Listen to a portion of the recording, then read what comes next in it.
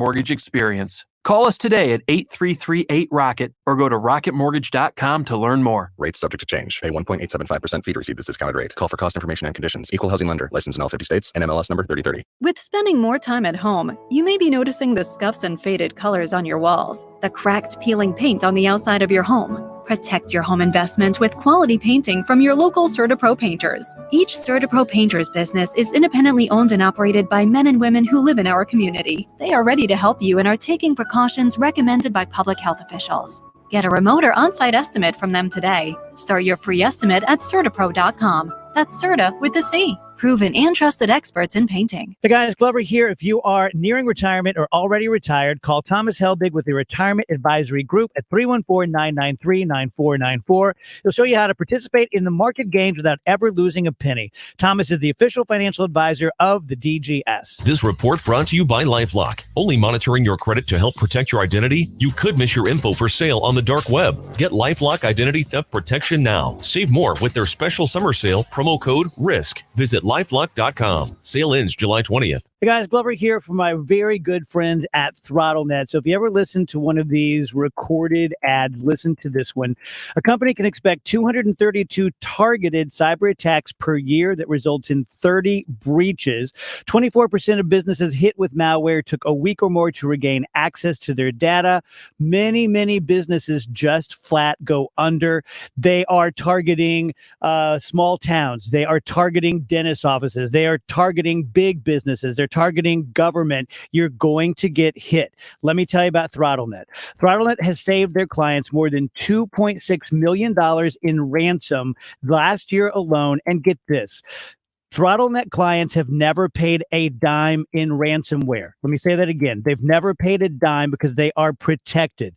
No contracts. Leave anytime you want. You have to check these guys out. You'll find them at throttlenet.com to protect your business, to protect everything you have. Go to throttlenet.com. For news, entertainment, and information with perspective, national and local.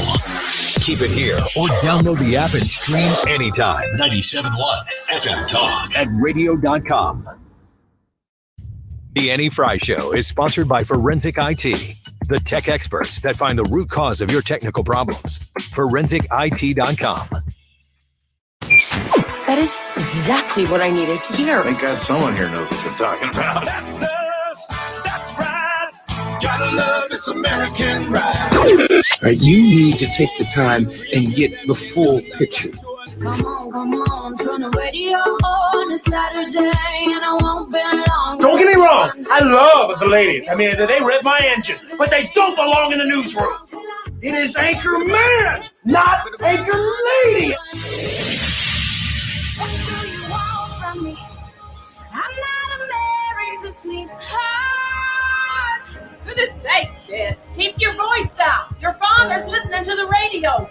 I'm not America's sweetheart. This is the Annie Frey Show.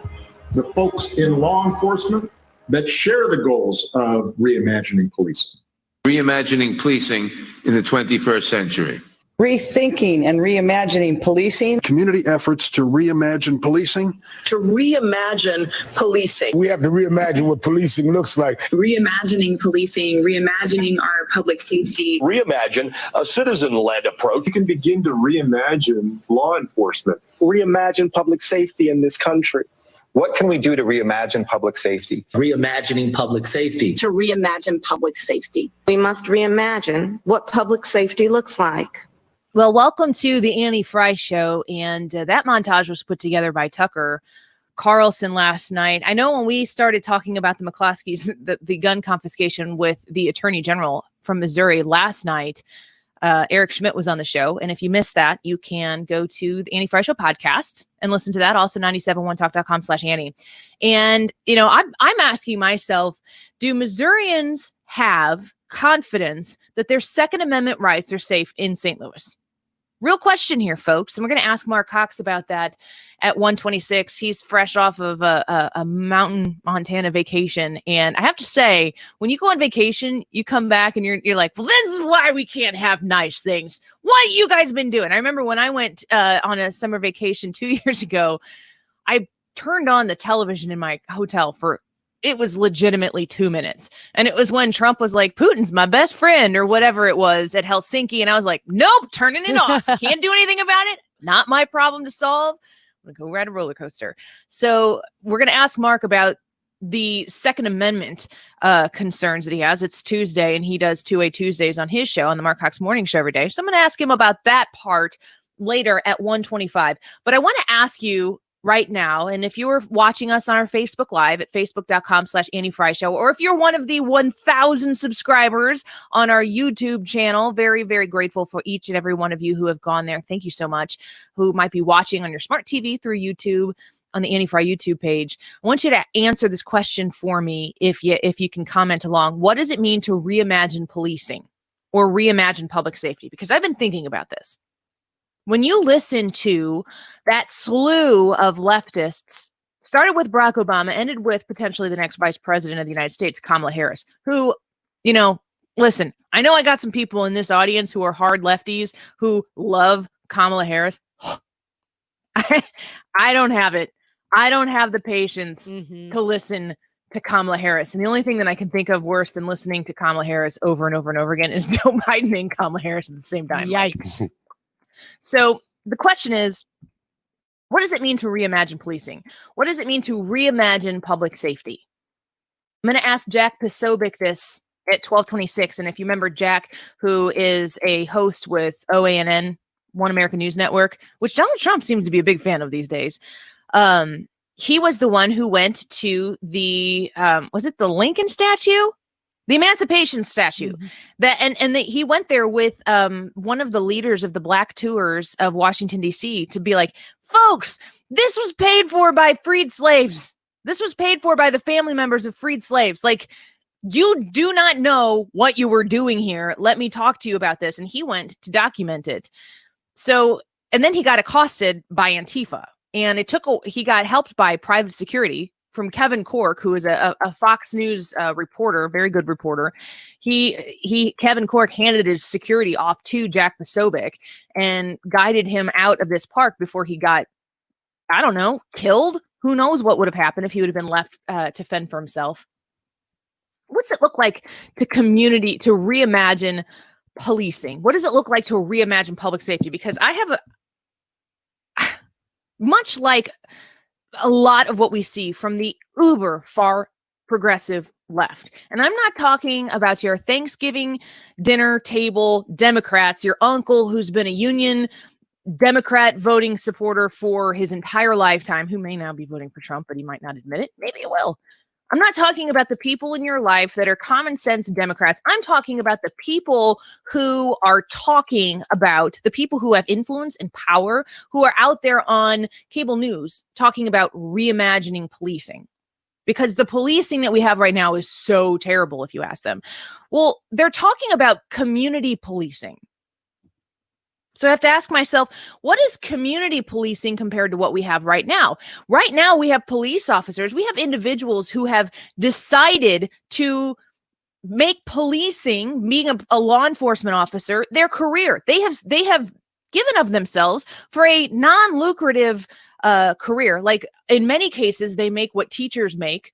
Teachers. I'm married to one, so before you get on me for hating on teachers, the man I love the most in this world is a teacher.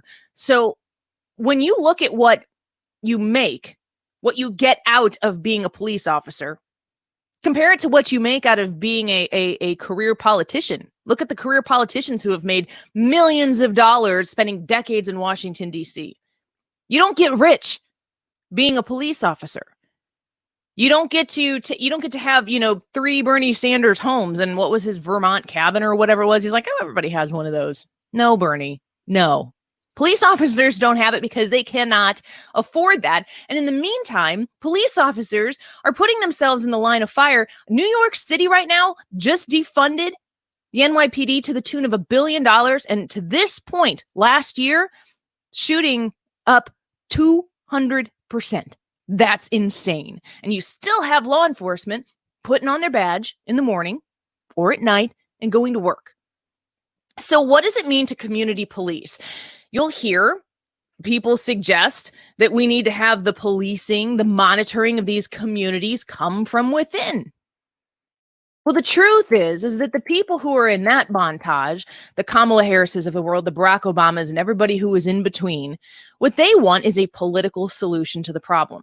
And the strange thing about it to me right now is your neighbors are your police officers right now. They are the dads and the moms on the Little League team that you sit with at the ballpark, if you're free enough to be able to do that right now. They're the people who go to church with you on Sunday morning or Saturday night.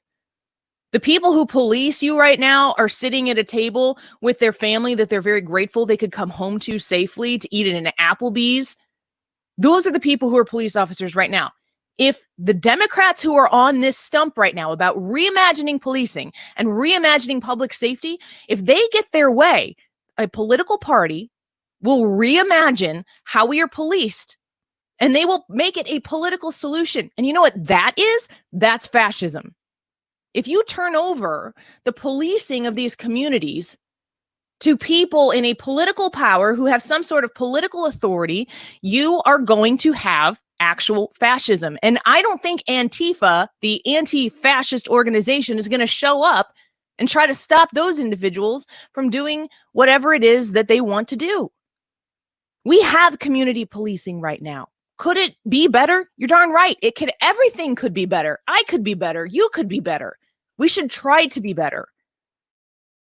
But right now, while we have community policing, where we have people who come out of our own neighborhoods and they work around the area, maybe they don't live in the direct area they police, but we can have that same conversation about schools. We can have that same conversations about having to send your kid to the school in the same zip code you live in. People talk about wanting to have school choice, and the left doesn't support that.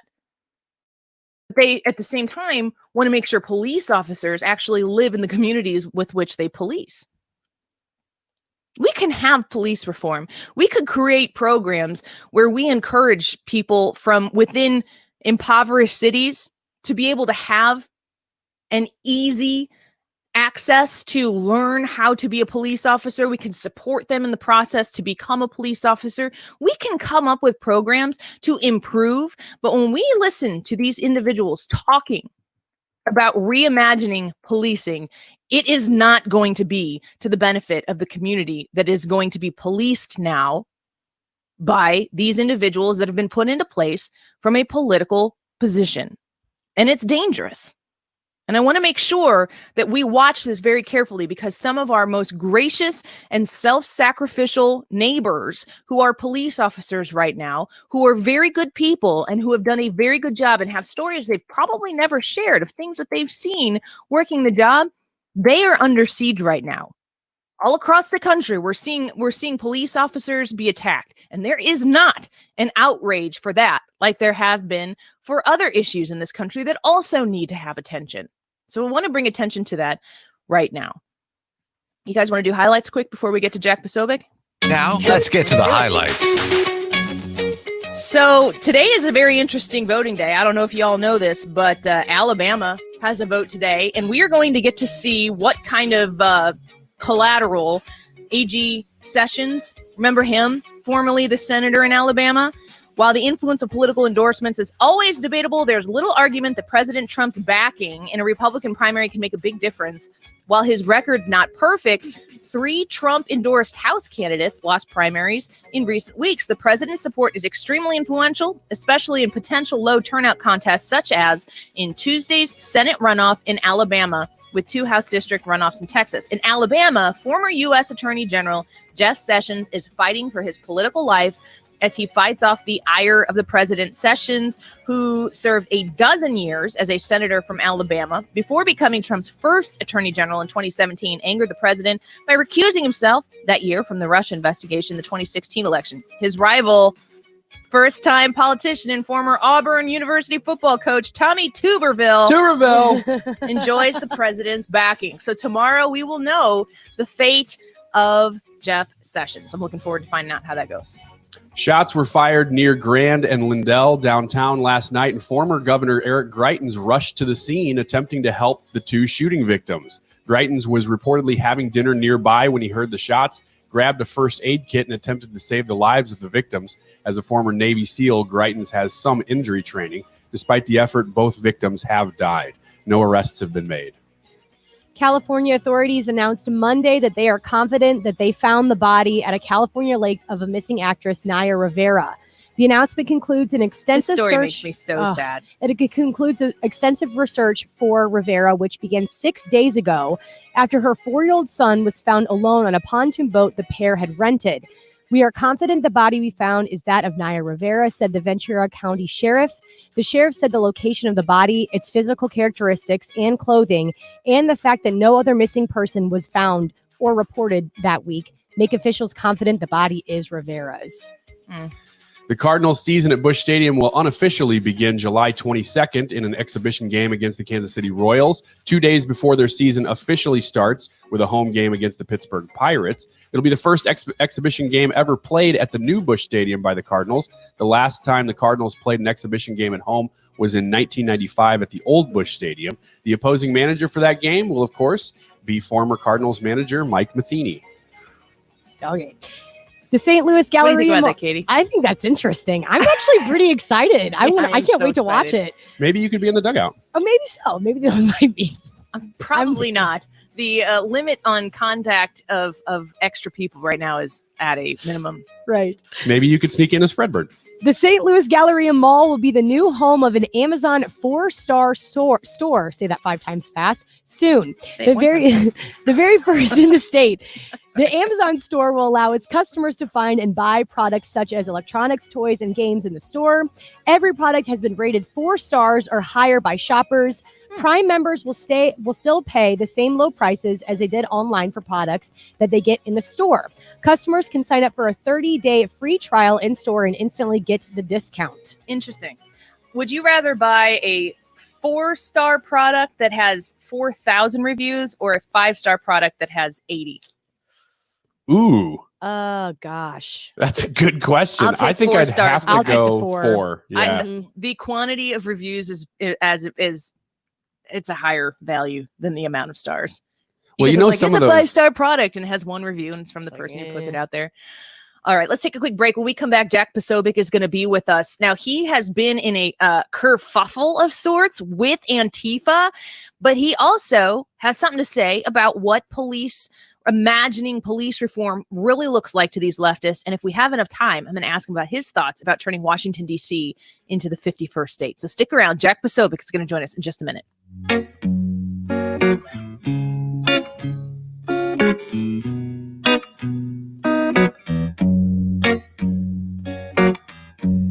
You're listening to The Annie Frey Show. And I'll turn right back around. Interact with Annie on Facebook. The Annie Frey Show. Give me one reason to stay here, and I'll turn right back around. Decision 2020 is here at 971talk.com/election. Brought to you by Grasser Electric. Don't be left in the dark. Make the right call. Grasser Electric on 97.1 FM Talk. Do you know you might be overpaying for your Medicare supplement plan? Do you get lost in an alphabet maze of plans like A, B, C, D, and G, F? Would you like help getting out of the maze and finding the very best plan for you? We are experienced Medigap agents at Health IQ, and we are on a mission to give people like you fair and square Medigap rates. Health IQ is the only insurance agency that rewards seniors proactively working on their health, like eating right and exercising. You don't have to be an athlete to save money. We reward healthy lifestyles of all kinds. Do you take your vitamins and supplements? Do you stay active and in the know about things that impact your health? If so, you could save money with Health IQ. Let us help you take care of your Medicare supplement needs. To see if you qualify for exclusive savings on Medicare supplement insurance, go to healthiq.com/Medigap. To start saving, go to healthiq.com/Medigap. That's HEALTHIQ.com/MEDIGAP. Health IQ is an agency offering plans from different insurance carriers. No government or Medicare affiliation. Coverage and special rates not available in all counties or cases. Are you looking to establish a little more living space in your home? Maybe that basement that's gone unfinished. You bought the house, you got it for a little cheaper because the basement was unfinished, but you want to make sure that it is the living space that you've dreamed of ever since you bought the house. Call Lakeside Renovation and Design. They are the experts when it comes to transforming your home and making that house that you've bought the home that you've always wanted it to be. Maybe it's the exterior of your home. They used to be Lakeside Exteriors because they are the trusted name in the St. Louis Metro East, both sides of the river region, in James Hardie Siding. They've recently changed their name to Lakeside Renovation and Design because here's the story. They did so many homes on the outside, the exterior, the James Hardie Siding, the infinity window replacement, the custom front entry doorways, that people said, can you do the inside of my house too? You did such a great job. So they have become Lakeside Renovation and Design. And when you go on their website, you'll see all of the beautiful transformations that they have done. You can try 18 months interest-free financing as well. Get your project done, lakesiderenovationanddesign.com. It's one thing to be stuck in your house due to COVID-19. It's another thing to be stuck with a house. We have good news for homeowners listening throughout St. Louis. Chris Buys Homes in St. Louis is still buying houses. More importantly, we offer sellers a completely virtual selling process that maintains social distancing standards. Sell your home now. Call Chris today and get a cash offer in just 7 minutes. Call 314-782-7000. Can't collect rent? Not a problem. We buy My Tenant Won't Pay Me the Rent houses as well as vacant houses. We buy houses as is and deal with any situation. If you own a house and want to sell it fast at a fair price, call Chris today and get your house sold. 314-782-7000. That's 314-782-7000. 314-782-7000. So at Upkeep Home Warranty and Maintenance, you're never going to have your claim denied because of lack of maintenance, because they are doing the maintaining for you. They're going to send workers out to your house 4 times a year to make sure everything's working properly. And the best part is Upkeep uses their own W-2 employees. A lot of their competition uses subcontractors, which means it takes longer to get someone out to your house if there's an issue. At Upkeep, they just bypass all of that and they treat their people great. Plus, you're going to be working with your home manager. This is your point person to help you through every step of the process. Most home warranty companies, you're going to call in, get a call center, talk to 5 or 6 different people over the course of a claim. Not at Upkeep. They have your one guy or gal that's going to help you out with everything, streamlining the process and making it super easy on you. To learn more, visit their website, upkeepstl.com. If you use the code DGS, you get $100 off your service. upkeepstl.com. More people are landing on 97.1 FM Talk every day. It's St. Louis's radio destination for information with perspective. 97.1 FM Talk, the place for ideas. What's with this whole business of my girl?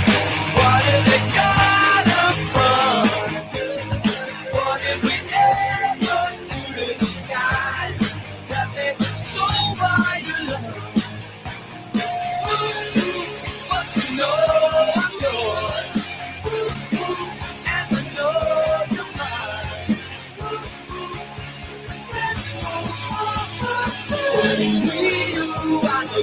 I think people at one point just said enough is enough. They want a different type of policing. They want a different relationship with the police. And I think it's a good thing, Jimmy. I think, look, if you don't have trust and respect between the police and the community, you have nothing. The relationship has to work. And if it's not working for one party, the relationship isn't working. So that is Cuomo's solution for what this reformed version of policing is going to be. I definitely think that I could be down for some police reform, for further training, for making sure that we support our police officers with all of the resources that they need. But that's a big far cry from the idea that we heard from all of those other folks about reimagining the police. And all of the big names on the left are saying it, including Barack Obama and Kamala Harris, 2 prolific Democrats that are going to probably have a lot of influence here in the next few coming months.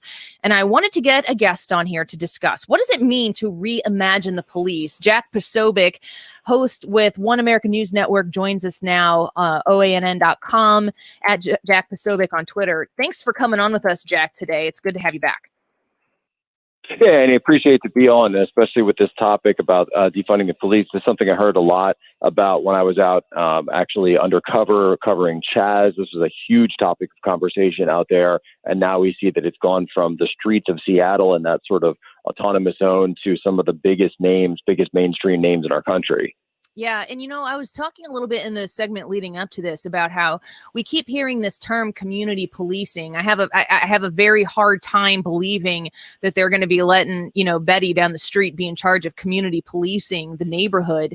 It seems to me that they want they want to put this idea out of community policing. It makes it feel more tangible and more local, but I have a hard time trusting it's not going to be replaced with a bunch of politically appointed leftists who are going to essentially take away the actual community policing, which is right now we have police officers who are peers who elect to sign up to do this and in partnership with those communities, keep the neighborhoods safe. What does it mean to these folks who continue to say reimagine public safety? Well, one of the biggest examples of that in terms of the reimaginment, something you're seeing that's going on with the coronavirus pandemic right now, is that for low-level offenses, police officers are simply giving out citations for something that would happen on the street that might normally be arrestable offense. It's kind of like when you get a stopping ticket, when you're speeding, you get pulled over. Not you, Andy, of course, never you. No, but I don't drive anywhere. Someone in general. No. But anyone who might, you don't get arrested for speeding, right? You get a ticket, you pay it later, you get a citation, right? You can fight in court if you so choose. Yeah. So the idea of turning certain things into something like that, which I think is something that each community can certainly talk about on an issue by issue basis if they'd like to deal with something like that. But the bigger idea of reimagining the police, and this was something that was really on the ground in Chaz that we saw, was this idea that they want to start rolling this out nationwide. They've done this in some cities already, where if you call 911, that the dispatcher would decide, potentially pick and choose whether or not to send police officers to you, or would they send a mental health professional or a social worker, or perhaps just paramedics that would go out. And so really thinking that there's this sort of understanding that they have that if you bring a police officer into any situation, this is the sort of narrative that they're pushing, that if you bring a police officer into a situation, you're only going to exacerbate things and you're only going to escalate. Whereas if you bring someone who doesn't have that police uniform with the tactical equipment that they have with them, that it will be right. This is their premise, and I want to present their argument in full that you're escalating. And so if you bring someone who's not a police officer, you will de-escalate. Here's the problem with that: is when you're dialing 911, regardless of what situation you're in, any situation that is in an emergency, that's a crisis situation, has the ability to turn on a dime in the flash of a second, in a split second, in an instant. And if you don't have police officers in a situation that potentially is volatile enough for someone to call 911 and then becomes violent, then the question becomes, do these social workers, these mental health experts have the capability and the training to be able to deal with what comes next? Jack Posobiec is a host at One America News Network and joining us now. Jack, on this topic of reimagining the police, I'm actually a fan of when people say, well, there's a problem here. Let's try this. I like the idea of experimenting. I don't necessarily think these are the right experiments to be taking. And my bigger concern, though, and this is what I want to know your thoughts on, is do you think at the end of this experiment, if the people leading it will turn around and say, oh, you know what, that failed, let's go back to something that we know worked? Or is the point of this actually to just create anarchy? Well, looking back at the situation in Chaz where I covered, that actually did kind of play out along the lines where you're saying, where the mayor of the city decided to take up this incredibly radical plank and say that she was going to abandon a police force of an entire precinct, the East District of the city of Seattle, one of our major cities in the Pacific Northwest, probably the biggest city in the Pacific Northwest. And this was something that the chief of police, Carmen Best, was completely against from the start. She said it would descend into anarchy. She said it would descend into violence. And that's exactly what happened. So they did have to eat crow on that. And so now the blame game has come up, and the mayor's trying to blame it on certain members of the council, and the council is putting it back on the mayor. And there's calls for criminal investigations and all the back and forth. And so to your point, no, I do not think that politicians are typically the type of people that like to accept responsibility for certain things, I think they're the kind of people who try to obfuscate and point you in different directions. We're speaking with Jack Posobiec, One American News Network host and very, very prominent on Twitter at Jack Posobiec. Go follow him there. Everything in 2020 has to be viewed through the lens of it being an election year. And every day that we grow closer to November 3rd, we have to have a heightened sense about what people are doing and saying and how it factors into what people decide to do on November 3rd. Is this idea of reimagining police something that is going to matter to these people in these communities, the talking heads, not the communities, because it seems to me that the actual communities involved here are really the last people to be talked to and asked about this issue. But is this going to matter to these individuals on November 4th? After the votes have been cast, after the election has been decided, are we still going to be fully dedicated to reimagining public safety? Well, we'll see. We certainly saw a lot of these sort of community policing type stories in the run up to through 2015 and 2016, and then they sort of disappeared only to reemerge again here in 2020. But look, this idea of reimagining the police, the Trump campaign, and if I can put an objective hat on for a second here, that ad they released about someone trying to call 911 in the middle of an emergency and them getting a message saying no one's available to talk to you right now because the police have been defunded. That was devastating. And that goes directly to those suburban voters. That goes to older voters. That is the kind of thing, law and order, safety and stability. That is the kind of thing that really causes voters to convert. And we're in the midst of a national emergency, an international emergency right now with the pandemic. I actually saw a tweet yesterday, which I'd love to take credit for, but it totally wasn't mine. I can't remember the name of the person, but so I retweeted it, and the comment was, "Do you remember how panicked you were a few months ago when you couldn't get toilet paper? Now imagine that you can't get a police officer when you call 911." Yeah, it is something that people probably aren't lending as much thoughts to, and the percentage of police officers that we have that are very good. I was saying, I think it was at the end of last week, that we're told that the good protesters that are being sullied by these bad protesters, the rioters. And for some reason, when it comes to the riots, we aren't asking the good protesters to weed out the bad ones. We're supposed to do that with the police officers. The bad police officers are supposed to get rooted out by the good police officers. But for some reason, the good protesters, the peaceful protesters, aren't being asked to tell the rioters to take a hike because they are ruining the reputation of the worthwhile protests that seem to be taken. I want to ask you real quick before we have to let you go about the Washington, D.C. 51st state effort that is underway. It's been passed by the House. It's in the Senate hands. I think we know how this might end. But what are your thoughts on the idea of creating a 51st state with the land that is Washington, D.C.? Well, as someone who's worked in the DC area for about 8 years now, it's really something that I think I can understand why the people who live here would want that.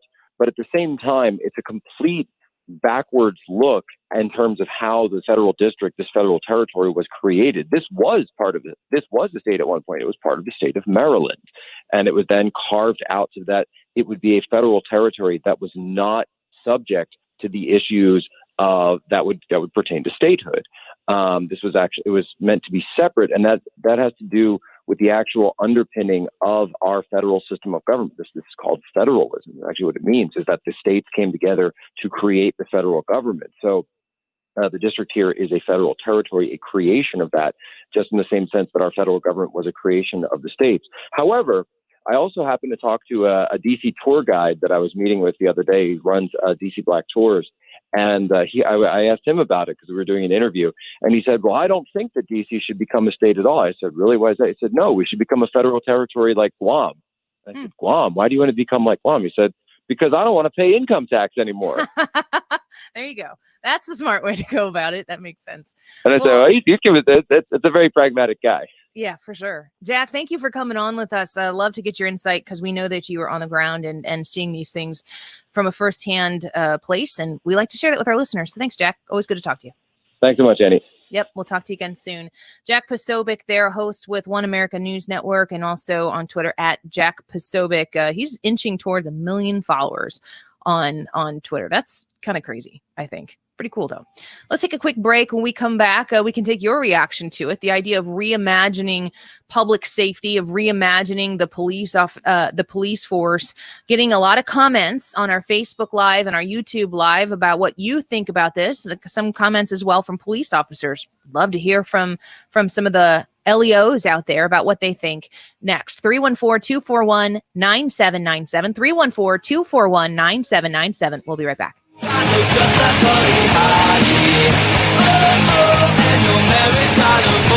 This is the Annie Frey Show.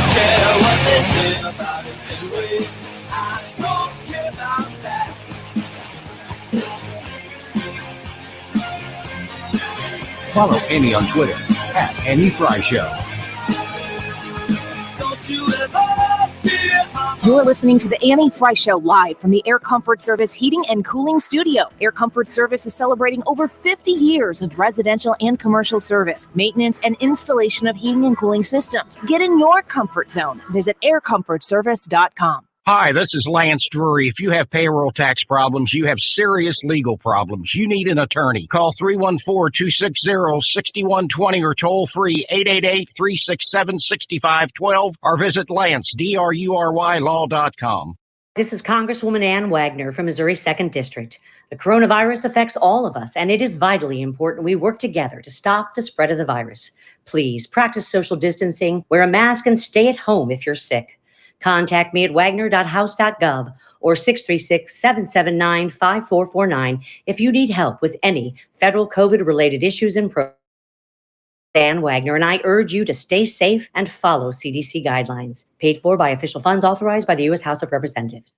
Stewart's American Mortgage online at stewartsamc.com is there to help you kind of navigate the mortgage world. It's not really something that, especially if you've never purchased a home before, but once you have, you get a rate, you get the house, you get the mortgage. There's a million things to do at once, and then you kind of forget about it. Well, I bought my home that I live in currently in 2015, and I refied in 2019. My rate went down significantly, and I got a good rate at the time. In 2015, but they've just gone down significantly. And even since October of last year, they have gone down drastically again. You need to get yourself a bagel loan or a bank buster loan from Stewie. He can help you figure out what is best for your circumstances. You can shave years, maybe even a decade or more off of your loan and save tons of money that would normally go to interest. And when you use the bagel loan, you pay nothing to make it happen. Reach out to him at 314-324-4440. That's 314-324-4440. You can text him, you can call him, mention you heard him on the Annie Frey Show. Google the bagel loan as well. NMLS number 226715. Does Eric Wolf have any integrity? Can you believe the lies he's spewing about Bill Eigel? Well, what do you expect? Eric Wolf is a trial attorney and criminal defense lawyer. Did you know Bill Eigel is the only candidate in this race endorsed by Missouri Right to Life? I saw that. Bill Eigel is the most conservative member of the Missouri State Senate. He's 100% pro-life and is fighting to make sure Planned Parenthood never gets a dime from taxpayers. Bill Eigel has always been the taxpayer's best friend. Bill Eigel fought for and passed the largest income tax cut in Missouri's history. That's right. Bill Eigel is also fighting to end the personal property tax, and he voted to cut taxes for small businesses. I'm most proud of Bill Eigel's love for our nation. He's a U.S. Air Force veteran who has always defended our freedom, including the Second Amendment. So Eric Wolf is a liberal criminal lawyer trying to take on proven conservative veteran Bill Eigel. Ooh, that makes things easy. Bill Eigel is the conservative choice for state senate. Paid for by Believe in Life and Liberty. Bill Pack, Mandy Lane Buter, Treasurer. Liberty Mutual Insurance Company presents. And Doug. Breathe out and repeat after me. Liberty Mutual customizes your car insurance, so you only pay for what you need. Liberty Mutual customizes your car insurance so you only pay for what you need. Your bird is eating my candles. Your bird is eating my candles. No, seriously, he's making a mess. No, seriously. Liberty, liberty, liberty, liberty. Get a customized quote at libertymutual.com. Napa know-how. At Napa, we've stopped thinking outside the box. Instead, we're thinking inside the bucket. The $2.99 Napa bucket to be exact. When you fill those bad boys with auto parts, you can get 20% off 3 or more items that fit inside. No overthinking required. Just get your bucket, fill it up, and save 20%. Quality parts, helpful people. That's Napa Know-How. Napa know-how. At participating Napa Auto Parts stores, exclusions apply. May not be combined with other offers. Offer ends 7/31/20. Southern Armory, all your self-defense needs in one spot. Whether it's a firearm, a holster, training, pepper spray, ammunition, everything you need. Southern Armory. Southern Armory, 1 mile east of 270 and 44, 9901 Watson Road, and southernarmory.com. That's southernarmory.com. Stay connected every weekday. Marc Cox and Ryan Kilmeade in the morning. Annie Frey, then Dave Glover in the afternoon. Sean Hannity every weekday evening. 97.1 FM Talk. Streaming at 971talk.com.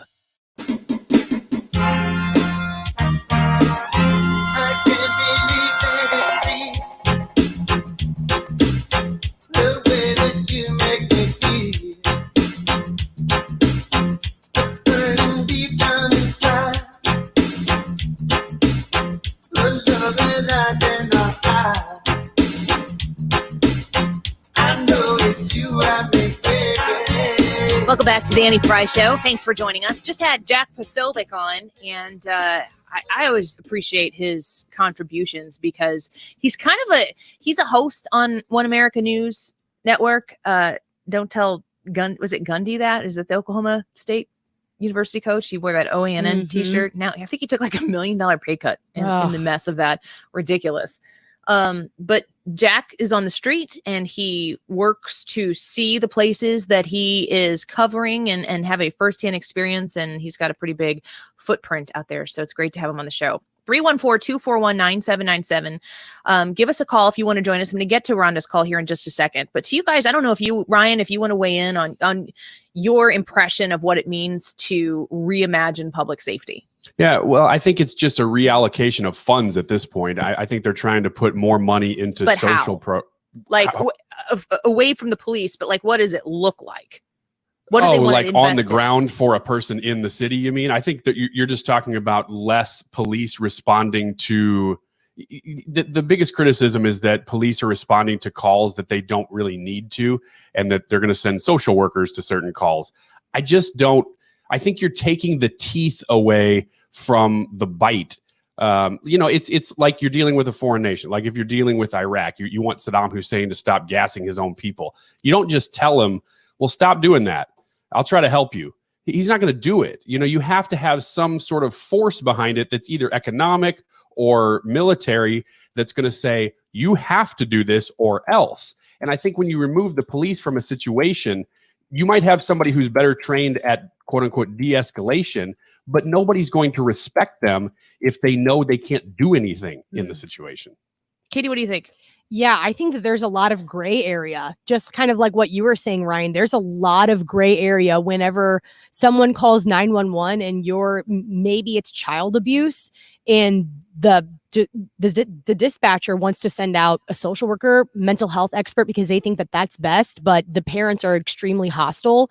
They're very angry. They've been hurting a child. You've got to understand that there's going to be, if you send a police officer, those parents are probably going to be more terrified. They're going to be scared, and they're going to probably comply a lot more with the commands of a police officer than they would with a social worker or a mental health expert. So I just think that there's a lot of gray area that needs to be determined and smashed down before we even start reallocating money. Here's the interesting thing about this, and this was Jack's point when he was on with us just before, and I just tweeted out at Annie Frey Show. If you want to go back and listen to it, you can do that later. Not right now. You're listening to me right now. If you go and listen to it, you'll hear him say that you'll have dispatchers choosing to send out mental health workers, social workers, in lieu of police officers. And the implication that sending out a police officer is an automatic escalation of a situation is wrong. I mean, de-escalation it's got to be the first thing you learn when you go to academy. I mean, I've been a sports official, and I'd be reffing volleyball games in a fifth grade match. De-escalation. When you got the dad in the stand, just like, where was that ball? That ball was in. It landed on the line. ball was out of bounds. And you're like, hey, idiot, the ball is inbounds. And you don't escalate that situation. You don't go there. It doesn't do anybody any good. On a police officer scale, that's a massively exponentially larger situation that you're dealing with. And of course they are there to de-escalate the situation. And the a-holes that aren't, they need to be rooted out. There's a big difference there. Here's where the problem exists, though. When you have a dispatcher who, I know some personal police dispatchers right now, some people who work on the Illinois side of the river. You are putting an enormous amount of pressure on them to not get that wrong. Because if you send a social worker into a situation that turns deadly, is that now on the dispatcher's conscience and life that they sent somebody in because it was they have literally cards that tell you if it's this situation, here are the steps that you go through. If it's this situation, here are the steps you go through. If at the end of that card it says send a social worker or a mental health expert out to this situation and they get shot and they were not there, like, are they going to have guns? Because I'm pretty sure that the whole point is to not introduce a gun to the situation. You're putting a political decision on a dispatcher to make sure that they don't send somebody defenseless into a situation that's going to turn bad because maybe they read it wrong. If you need to retrain or add training to police officers to re-emphasize de-escalation, I would assume, just like a lot of other circumstances, it depends on the police officer. I saw somebody who I follow, a prominent person in politics, said yesterday she was going golfing, I think with her nephew, a 7-year-old nephew or niece. And she's like, I don't know what the age is where you let them win the putt-putt game. She was taking a mini golf and she was like, I don't know if like I should just try to win and do my best and whatever happens, or if I should still let them win. And my response to this situation about police officers and training is the same response I had to the mini golf thing, which is it depends on the kid. If the kid needs to learn a lesson about losing with humility, you kick his butt and you don't let him get away with the idea that he's somehow, entitled to things that he doesn't deserve. But if the kid is a good kid and it comes down to the last hole and you can muff a stroke because you're going to make a 7-year-old's day that way and it's not going to go to their head one way or the other, it doesn't hurt to let a kid have a break every now and then. Policing has to be the same. We have to have enough sense where we are looking at the officers that we have hired in our precincts and make sure that they are good. And if they're not good, we make them better. We make them adequate. And if they still aren't adequate, get rid of them. That's what we need to be doing. Rhonda's holding on the line right now. And if you want to join us, 314-241-9797. Rhonda, thanks for calling the show. Hey, how are you? Doing okay. How are you? I'm confused. I'm sorry. I'm confused because where I live, they say snitches get stitches. All of my neighbors are afraid to speak up. On Facebook, people are afraid to speak up for fear of bullying. So if the community is supposed to police itself, and we can't get them to buy in and, I don't know, say, hey, I saw who shot that 1-year-old in Chicago. How do they do it then? It's not feasible. I'm so aggravated with this whole topic.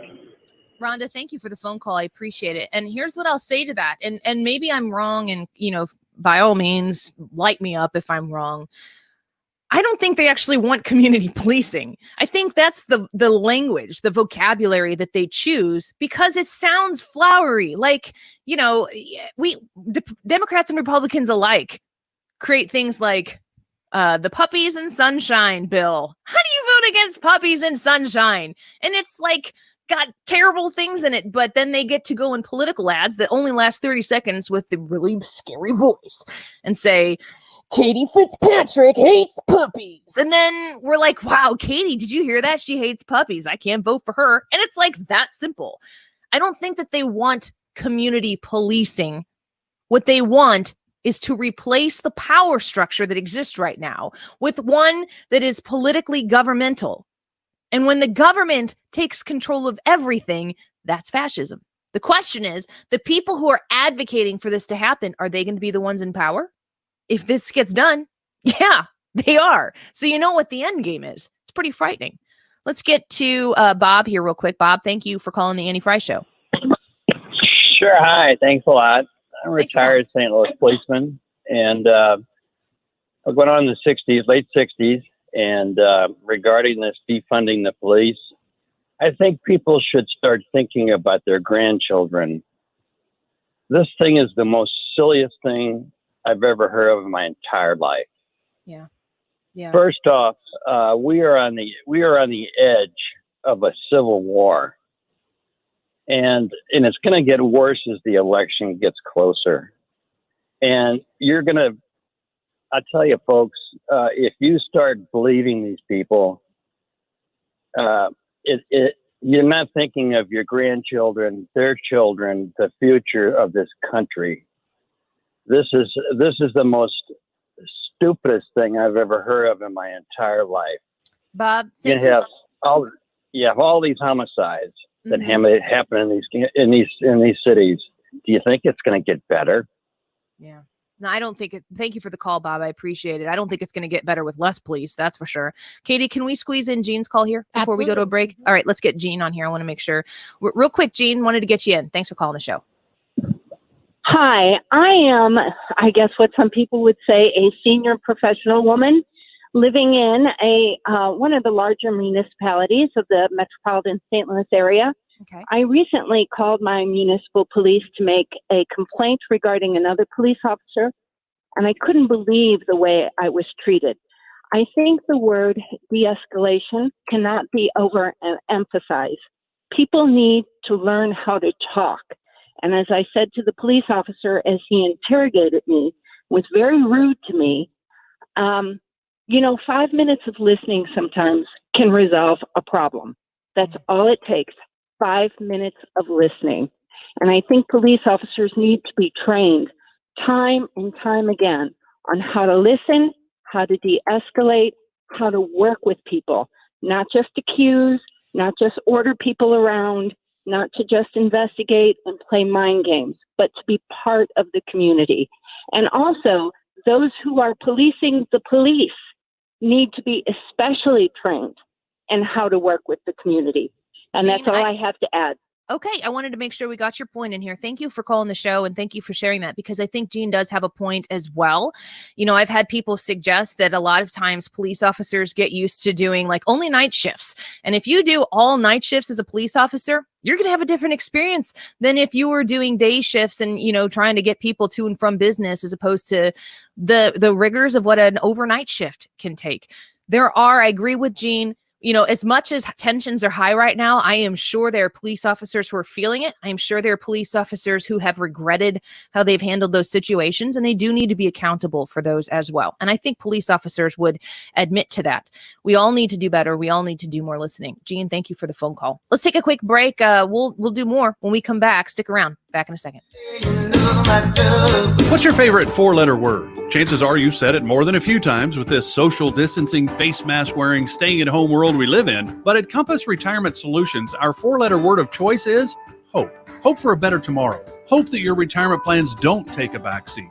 You've watched the market drop, and maybe your retirement future feels a little uncertain right now. But all hope is not lost. Find out exactly how much risk you're still taking with your investments, and find out how you may be able to save big on taxes while the market is down. Find out how having a written retirement plan just might give you the hope you've been looking for.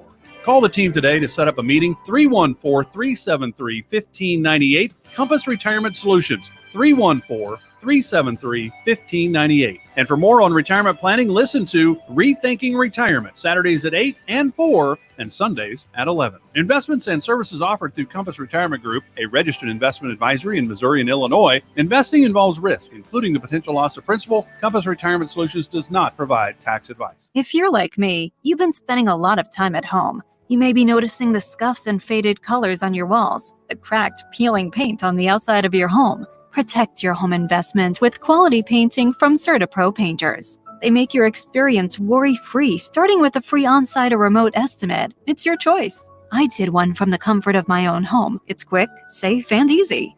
You can trust them to get the job done right. Schedule your free estimate today at CertaPro.com. That's Certa with the C. Need a break from the sound bites and the talking heads? Do you want information you can actually use? Information that'll change your life for the better? Then listen to the Del Walmsley Radio Show. Dell will show you how to retire in 2 to 5 years. Your age doesn't matter. Turn off the pundits and turn on the passive income. Tune in to the Del Walmsley Radio Show. Tune in to the Del Walmsley Show, where the hype ends and the help begins. Weeknights at 7 on 97.1 FM Talk. KFTK FM Florissant, K254CR St. Louis, driven by the Bommarito Automotive Group, 97.1 FM Talk, a radio.com station. A resumption of federal executions. I'm Rich Dennison, Fox News. The nation's top cop reacting to today's first in a series of planned executions of federal death row inmates. Hours after the first federal execution in 17 years, Attorney General William Barr in a statement saying Daniel Lewis Lee finally faced the justice he deserved. The American people have made the considered choice to permit capital punishment for the most egregious federal crimes, and justice was done today in implementing the sentence for Lee's horrific offenses. Lee, who was sentenced to death in 1999, was executed by lethal injection at a federal prison facility in Indiana. A member of a white supremacist organization, Lee was convicted of brutally murdering an 8-year-old girl and her parents. Fox's John Decker in Washington. A former staffer at a VA hospital in Clarksburg, West Virginia, is being charged with killing 7 patients with fatal doses of insulin. Rita Myers, a former nursing assistant, faces second-degree murder charges in the deaths of 7 people and assault with intent to commit murder of an 8th person. The Trump administration is calling on schools to reopen in the fall despite health concerns with the rising number of coronavirus cases in the country. Florida Republican Senator Marco Rubio today telling Fox News prolonged school closures could have a lasting impact on the nation. We've got to weigh the cost of the benefits, and there will always be risk as long as there's no immunity from this virus. So we're going to have to do the best we can and be flexible. But at some point, schools really do need to open. President Trump has threatened to cut off federal funding to schools that don't reopen. California Governor Gavin Newsom implementing measures to slow the spread of coronavirus as the state is seeing rising numbers in new cases. The governor is closing bars and indoor dining. Many counties will see gyms, salons, and indoor church services ending for the time being. America is listening to Fox News.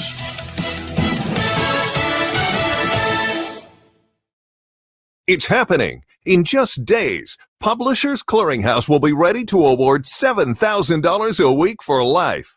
That's $7,000 a week, week after week, for life. Don't miss your last chance to win. Go to PCH.com and enter before it's too late. That's PCH.com. Better hurry if you want the next big winner to be you. Enter now at PCH.com. Entries due 8/26. No purchase necessary. Void where prohibited. From faulty breakers to broken windows to leaky pipes, roofs, and water heaters, homes and businesses around the country can't work until the pros do. That's why Lowe's created credit programs that work for pros. With everyday 5% savings on eligible purchases, plus through October 31st, 60 days promotional financing on your Lowe's business account or extended terms on eligible account receivables. Learn more in-store or online at lowesforpros.com. Putting money back in your pocket. Just one more reason Lowe's is the new home for pros. Subject to credit approval, U.S. only. Air Comfort Service Heating and Cooling Weather with Chief Meteorologist Dave Murray. Summertime making a little bit of a comeback this afternoon. It's slightly warmer, it's slightly more humid, but for St. Louis, it's still okay. Partly sunny skies, 92 for the high this afternoon. Tonight, it starts to turn steamy, partly cloudy skies, very humid, 75 for the low. Wednesday, kind of an interesting day. It's a hot, humid, partly sunny day, but we're going to have to watch for scattered thunderstorms, 95 for the high. This is 97.1 FM Talk Chief Meteorologist Dave Murray. This report brought to you by LifeLock. Only monitoring your credit to help protect your identity? You could miss your info for sale on the dark web. Get LifeLock Identity Theft Protection now. Save more with their special summer sale, promo code RISK. Visit LifeLock.com. Sale ends July 20th.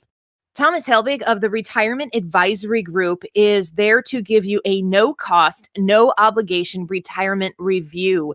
This is a great time to reach out to him at 314-993-9494. That's 314-993-9494, and he can show you strategies that he will use to help protect your retirement savings. When you are putting in all of the legwork, the time, the effort, and all of the pennies that you save over the course of your career, you want to make sure that when you're in your late 50s, your early 60s, and you can see retirement ahead, that it's going to be there exactly the way you intended it to be. Make sure that you have the expert when it comes to protecting your retirement. Thomas Helbig there to guide you. Remember, it's a free, no cost, no obligation retirement review at 314-993-9494. That's 314-993-9494. You can visit him online to learn more at his website, retirementkey.com.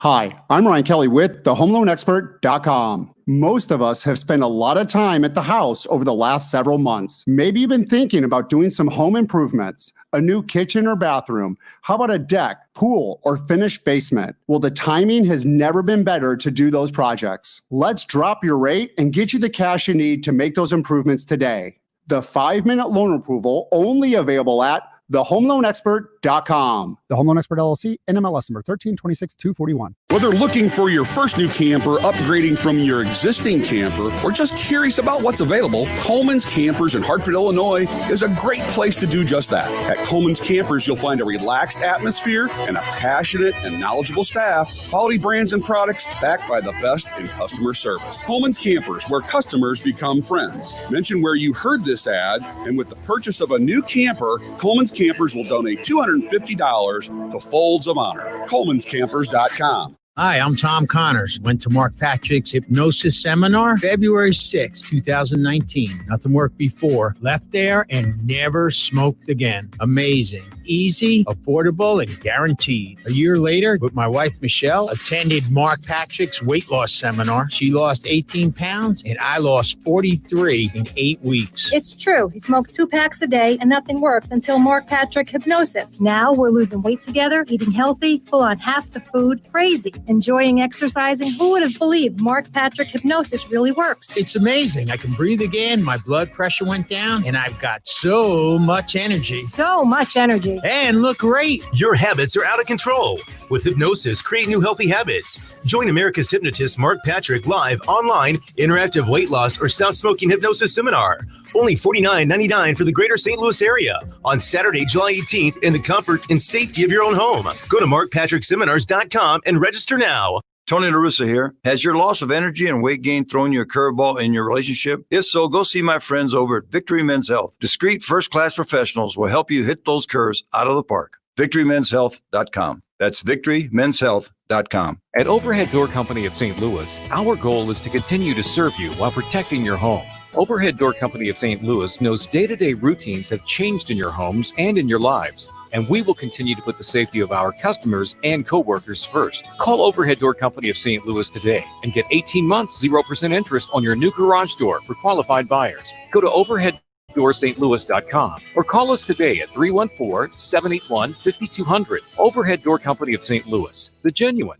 the original. Hey guys, Glover here. If you are nearing retirement or already retired, call Thomas Helbig with the Retirement Advisory Group at 314-993-9494. He'll show you how to participate in the market games without ever losing a penny. Thomas is the official financial advisor of the DGS. More than ever, this is where St. Louis is coming to talk. Computer, smart speaker, radio, phone. People are gathering here.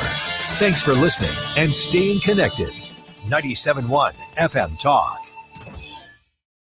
The Annie Frey Show is sponsored by Forensic IT, the tech experts that find the root cause of your technical problems. ForensicIT.com.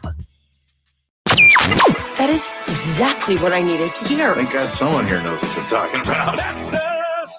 That's right. Gotta love this American ride. All right, you need to take the time and get the full picture. Come on, turn the radio on. It's Saturday and I won't be long. Don't get me wrong, I love the ladies. I mean, they rev my engine, but they don't belong in the newsroom. It is Anchor Man, not Anchor Lady. What do you want from me? I'm not America's sweetheart. For goodness sake, kid, keep your voice down. Your father's listening to the radio. I'm not America's sweetheart. This is the Annie Frey Show. Welcome back to the Annie Frey Show. We have been talking about community policing and this constant idea from the left about reimagining the police. Listen to this here. The folks in law enforcement that share the goals of reimagining policing. Reimagining policing in the 21st century. rethinking and reimagining policing. Community efforts to reimagine policing. To reimagine policing. We have to reimagine what policing looks like. Reimagining policing, reimagining our public safety. Reimagine a citizen-led approach. You can begin to reimagine law enforcement. Reimagine public safety in this country. What can we do to reimagine public safety? Reimagining public safety. To reimagine public safety. We must reimagine what public safety looks like. I want to get to Gary's phone call here before we move on, because I want to talk a little bit about the rules that have been released for Missouri students to return to school. But Gary was a cop, and I wanted to give you an opportunity to weigh in on this idea of community policing. Gary, thanks for calling the show. Hi, thank you for taking my call. Big fan and big supporter of Illinois Rising. Thank you. Appreciate everything you do. I appreciate that. Actually, I'm still a cop. I've been a cop for 40 years. But I grew up here in Collinsville, and then I got on the St. Louis City Police Department because I wanted to do big city policing. And community policing or problem-oriented policing, whatever you want to call it, has been around a long time. I went to school at Michigan State University and graduated in '76, and they were talking about it then in the College of Criminal Justice there. The St. Louis City Police Department adopted community policing back in the 80s. After Herman Goldstein wrote the book on community policing, which was based a lot on an article that I think the author's name was Wilson, based on broken windows. And the concept was that if you pay more attention to the smaller things, you tend to set an environment that is kind of more welcoming for law-abiding people rather than, people that see the neighborhood in decline and then they think it's okay to go on from there. But when we tried to implement it early on, there were like two factions in St. Louis City. I happened to buy into it. I thought it was a good tool to add to our repertoire of tools to use. But the other half of the police department was like, oh, that's kinder, softer, fluffy policing. We need to kick butt and take names. People aren't going to respect that kind of policing. And I went to hundreds of neighborhood organizations sprouted up. There, I worked in the 3rd District primarily when I did that, the old 3rd District. And neighborhoods sprouted up, and I went to a lot of meetings. Another part of the problem was the administration bought onto it. They were all for it for political reasons, but they'd send the patrolmen and the sergeants to the neighborhood meetings.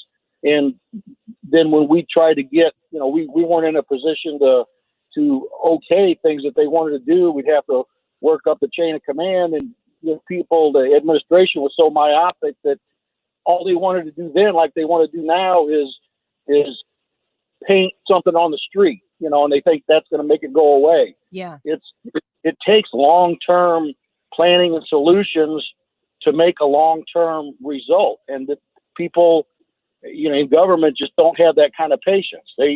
They're waiting for the next good idea so that they can get reelected. Yep. It's their time span is how long until my next election, and what do I need to do to get to the next election? Right. It is effective. Like I said, it's another tool in the toolbox of good officers that want to be assertive and go out there and be proactive. But it's not the be all and end all. Everybody always looks for the silver bullet. Like, what's the one thing that's going to stop the drug problem or the riot problem? There's never one thing. Yeah. There's a lot of different things that you have to do. And unfortunately, some people in the neighborhood, I understand, I get it that they're afraid, but, a story I used to tell was I'd go to these meetings and what they'd talk about was, if there was a drug house on the street, they'd talk about the traffic up and down the street all night long, and the horn honking and the loud music and the trash and the things like that. And I came to the decision that if somebody wanted to sell dope, but they did it on an appointment and everybody was quiet and just drove down the street quietly, nobody in the neighborhood would complain. They really don't care about the dope. They're worried about and concerned about their quality of life. If you can, make their quality of life nicer, that's all they're really concerned with. So, Gary, what's the solution? I mean, I don't know if you know the answer, because if you do, boy, are we lucky today. Gary, you've been in serving for decades, and we're grateful for your service. We're very supportive of law enforcement on this show specifically. Do you feel like Do you feel like there's a tangible solution that's out there right now? We just haven't attained it yet? Yeah, well, first off, we're never going to totally eliminate it. For a period after I retired from the police department, I was a corporate security director for a big company in St. Louis. And the first word I eliminated from my vocabulary was prevent.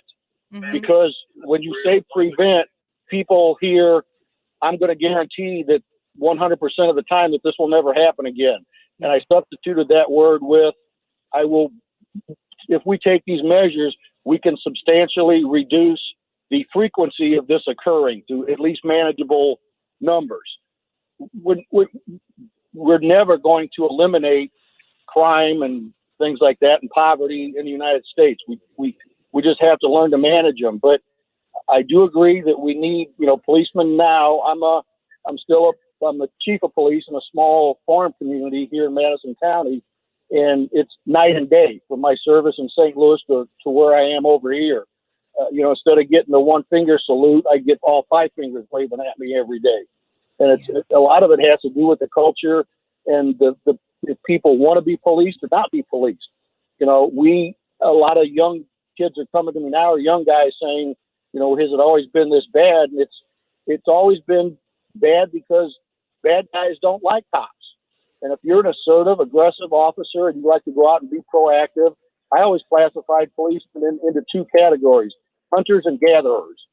The gatherers would go out and write a parking ticket or answer the radio and try to get out of the call as fast as they could and not really make a difference.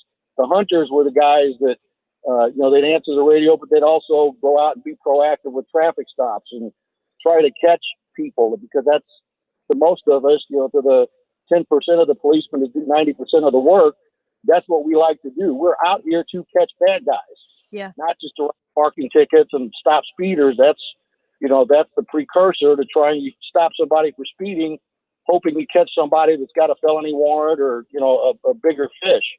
But I want to ask you one question here before I let you go. If you're uncomfortable answering it, just say so, and I totally understand. But this is a front and center discussion happening in our country right now, very aggressively. I mean, when you have a hashtag defund the police and it's a talking point for political campaigns out there, I'm very curious if you feel as though the contingent of law enforcement officers that are out there right now and their families, if it's obvious the way a lot of these police officers and their families intend to vote in November.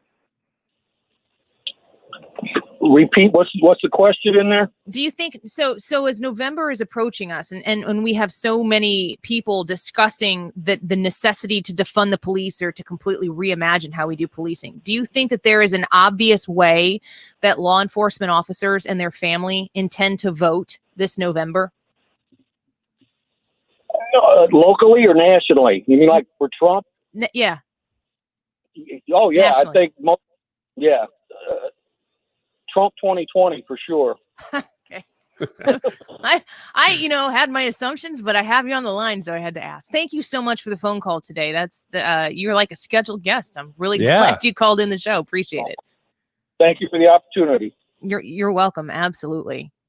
He could be anybody's dad, uncle, grandfather. I don't know how old he is, but he says he's been serving for quite some time.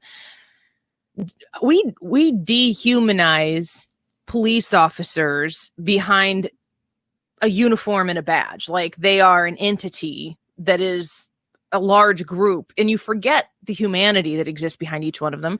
We had that, was it in Texas? I think it was, maybe San Antonio off the top of my head. An officer was gunned down, shot dead. His daughter tweets out Blue Lives Matter. She got raked over the coals on Twitter. Her dad, so sad, a law officer, dead. And she says Blue Lives Matter. She doesn't get to say it. The social justice warriors out there have determined that she is not allowed to speak right now. It's pretty amazing. Sad for sure. Well, you always say too, Annie, that a lot of people that are super progressive and super left leaning want to have control over the language. And I think this is an instance of like wanting to control someone else's language, but on top of that, thoughts and emotions. Like she's tweeting about her dad. let the girl have a moment, please. She can say pretty much whatever she wants. And the truth is that they only gain that control over you or a narrative or an issue. They only gain it when you surrender the territory. So if you back down from it, and sometimes it's not worth the fight. Depends on what the issue is, depends on what else is at stake in that conversation. I think it was one of the callers we had before, and I meant to say something about this, and I didn't get around to it. She had said that you want to speak up, people want to speak up on Facebook, but they get shot down. Maybe we stop doing it on Facebook. No fight is ever won on social media. I don't engage. I mean, I'm welcoming people to call in here and disagree with me anytime. I don't mind it. If you're going to be respectful of me and think I'm the dumbest person in the world, but you're not going to call me names and be disrespectful, let's have a discussion about it. And at the end, you might think I'm stupider than when you called in the first time. But you can't, you're not going, like, nobody is putting out political opinions on Facebook with the intent of actually changing somebody's mind. It's not going to happen. If people are willing to put those political thoughts and opinions out there on Facebook, Twitter is even worse. It's only to fight. There's no listening on Facebook. There's only posting and reacting. There's no listening. And I think discourse is good, but I just don't, I don't ever see people on Facebook solving any problems. They're all worse at the end. Marc Cox is going to join us when we come back, and I am going to ask him a little bit about the Missouri school guidelines that have been released today. I was going to talk about that now, but we got that great call from Gary, and kind of hard to turn that down. So thanks, Gary, for the phone call. But we're going to talk to him about the school guidelines for reopening in Missouri. But I'm also going to ask him about the Second Amendment rights of people in St. Louis. Do you feel, in the wake of what has happened to the McCloskeys, we heard on Tucker Carlson last night, he expects to be indicted soon. Do you feel like your Second Amendment rights are intact? Marc Cox will lay into all of that when we come back. Don't go anywhere.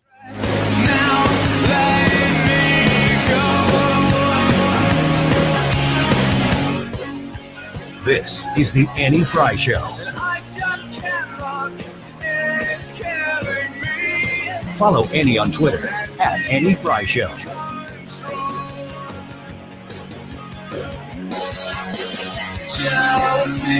Dr. Steve Harvey, board-certified psychiatrist and regional medical director for one of the top neurohealth centers in the region, hosts the Medical Beat each Saturday, 10 a.m. right here on 97.1 FM Talk. Tune in for the latest conversations regarding all things medical, Saturdays at 10 a.m. Your energy needs are changing. That's why Ameren Missouri isn't waiting on the future. We're building it with a smart energy plan, advancing thousands of projects across the state. Here in St. Louis, we're adding new clean energy sources and installing new composite poles to better withstand storms. Moving Missouri closer to a future of energy centered around you. That's energy at work. Learn more at amerenmissouri.com/plan. If you're looking to build a home in the beautiful Metro East area, I want you to check out cajonesinc.com, especially now because they have developed the Easy Buy program. CA Jones builds your new home with minimal costs down. I know there's a lot of people looking for homes right now. I see it all the time in my social media feeds. Like, if anyone's looking to post their home and they haven't quite done it yet, send it to me. Well, maybe it's time to consider building yourself. You've been wanting to build your home, maybe, but the headache of a traditional construction loan just doesn't feel worth it. You need to let CA Jones remove that stress from your life and make it easy for you. You can do that with the CA Jones Easy Buy program. There's no 20% down, no interest payments while your home is being built, or any of those headaches that come along with a traditional construction loan. You can let CA Jones take care of you the whole way through. It's really that simple. Get the full details at 618-777-6080. That's 618-777-6080. You can call them or text them. Mention the Annie Frey Show. Visit them online at cajonesinc.com. I've always wanted to learn another language, but every time I try, it never sticks. So I decided to give Babbel a try, and I really like the teaching method of the app. I started with the beginner lesson on Babbel, and it starts with simple words and phrases, and soon you're putting those words into a conversation. Each lesson takes about 10 to 15 minutes, and they're all really different, which keeps things interesting. The app is really smart. It actually keeps track of the words I'm struggling with so I can practice them and get better. I chose Babbel because it was created by real language teachers. They built it around real life, how people actually communicate, and what they care about. I can't wait to use my new language skills in the real world. Dos cervezas, por favor. With Babbel, get conversational in Spanish, French, German, and more. It just takes 10 to 15 minutes a day. Now try Babbel free. Just go to Babbel.com and start learning a new language today. That's Babbel.com, Babbel.com. This is Congresswoman Ann Wagner from Missouri's 2nd District. The coronavirus affects all of us, and it is vitally important we work together to stop the spread of the virus. Please practice social distancing, wear a mask, and stay at home if you're sick. Contact me at wagner.house.gov or 636-779-5449 if you need help with any federal COVID-related issues and programs. This is Ann Wagner, and I urge you to stay safe and follow CDC guidelines. Paid for by official funds authorized by the U.S. House of Representatives. So at Upkeep Home Warranty and Maintenance, you're never going to have your claim denied because of lack of maintenance, because they are doing the maintaining for you. They're going to send workers out to your house 4 times a year to make sure everything's working properly. And the best part is Upkeep uses their own W-2 employees. A lot of their competition uses subcontractors, which means it takes longer to get someone out to your house if there's an issue. At Upkeep, they just bypass all of that and they treat their people great. Plus, you're going to be working with your home manager. This is your point person to help you through every step of the process. Most home warranty companies, you're going to call in, get a call center, talk to 5 or 6 different people over the course of a claim. Not at Upkeep. They have your one guy or gal that's going to help you out with everything, streamlining the process and making it super easy on you. To learn more, visit their website, upkeepstl.com. If you use the code DGS, you get $100 off your service. upkeepstl.com. The latest local forecast and severe weather coverage you can count on from the name in St. Louis weather. This is 97.1's Chief Meteorologist Dave Murray. On 97.1 FM Talk. Powered by Air Comfort Service.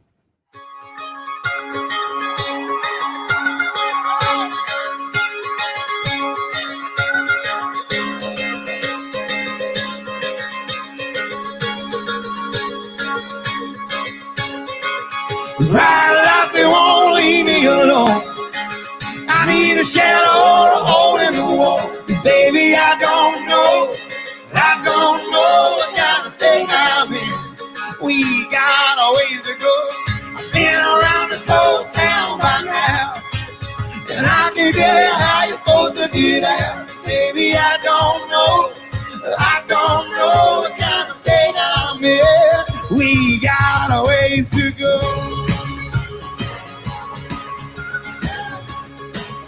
Tim Gardner, who is attacking the McCloskeys, who's letting looters loose, is a George Soros-funded prosecutor. He paid for 70% of her campaign. And what you're seeing now is that the radical left is getting what they paid for. So Eric Greitens shows up last night on Tucker Carlson to call out Kim Gardner and her Soros-funded position here in St. Louis. And I thought, gosh, who could I talk to about this? Oh, yeah, Marc Cox. Let's get him on the show. It's too much winning. We can't take it anymore. We can't stop. It's too dangerous. I'm the best there is at what I do. And that's the bottom line. Mark, I'm happy and sad to welcome you back from vacation. I know it's always kind of a bittersweet thing, but thanks for coming back on with us. Good to have you back. You bet, Andy. It's good to be back. You need to recharge the batteries every once in a while, right? Yeah, Montana's a great place to do it. Your wife's photos on Facebook have me wanting to go there like now. If you've never been there, you got to put it on the to-do list. I'm telling you, it's a beautiful place, and spend a week exploring Glacier and a day or two in South Dakota around Mount Rushmore, and it was really beautiful. I have to tell you. Petition to get Donald Trump's head on Mount Rushmore while you were there? I tried. I tried. I couldn't. Apparently, Climb the guy the who mountain, just start talked to chipping wasn't away. there. But yeah. Did you see Eric Greitens' spot on Tucker Carlson last night talking about the McCloskey situation? I did hear that. Yeah, I'm good for Eric. I mean, he's out trying to save lives one night, and on Tucker Carlson the next, right? Yeah, he's a busy man. What do you think about the safety of the Second Amendment rights of St. Louis citizens right now under Kim Gardner? You feel pretty confident about? Oh, that? no, not at all. I mean, but here's the thing about it, Annie. I listened to your interview with Eric Schmidt yesterday, and I talked to a Second Amendment attorney this morning, and, they said, listen, the castle doctrine, the stand your ground doctrine in Missouri is solid. Kim Gardner is doing something for purely political reasons, just like she did in the Eric Greitens case. She wants to make headlines. She's getting the headlines. And just like the Greitens case, this is going to go nowhere. She prosecuted Greitens with zero evidence, never had a photo, even though that's what he was accused of doing by invading the lady's privacy. In this case, she went and confiscated the guns. I'm not even quite sure how it got to that point.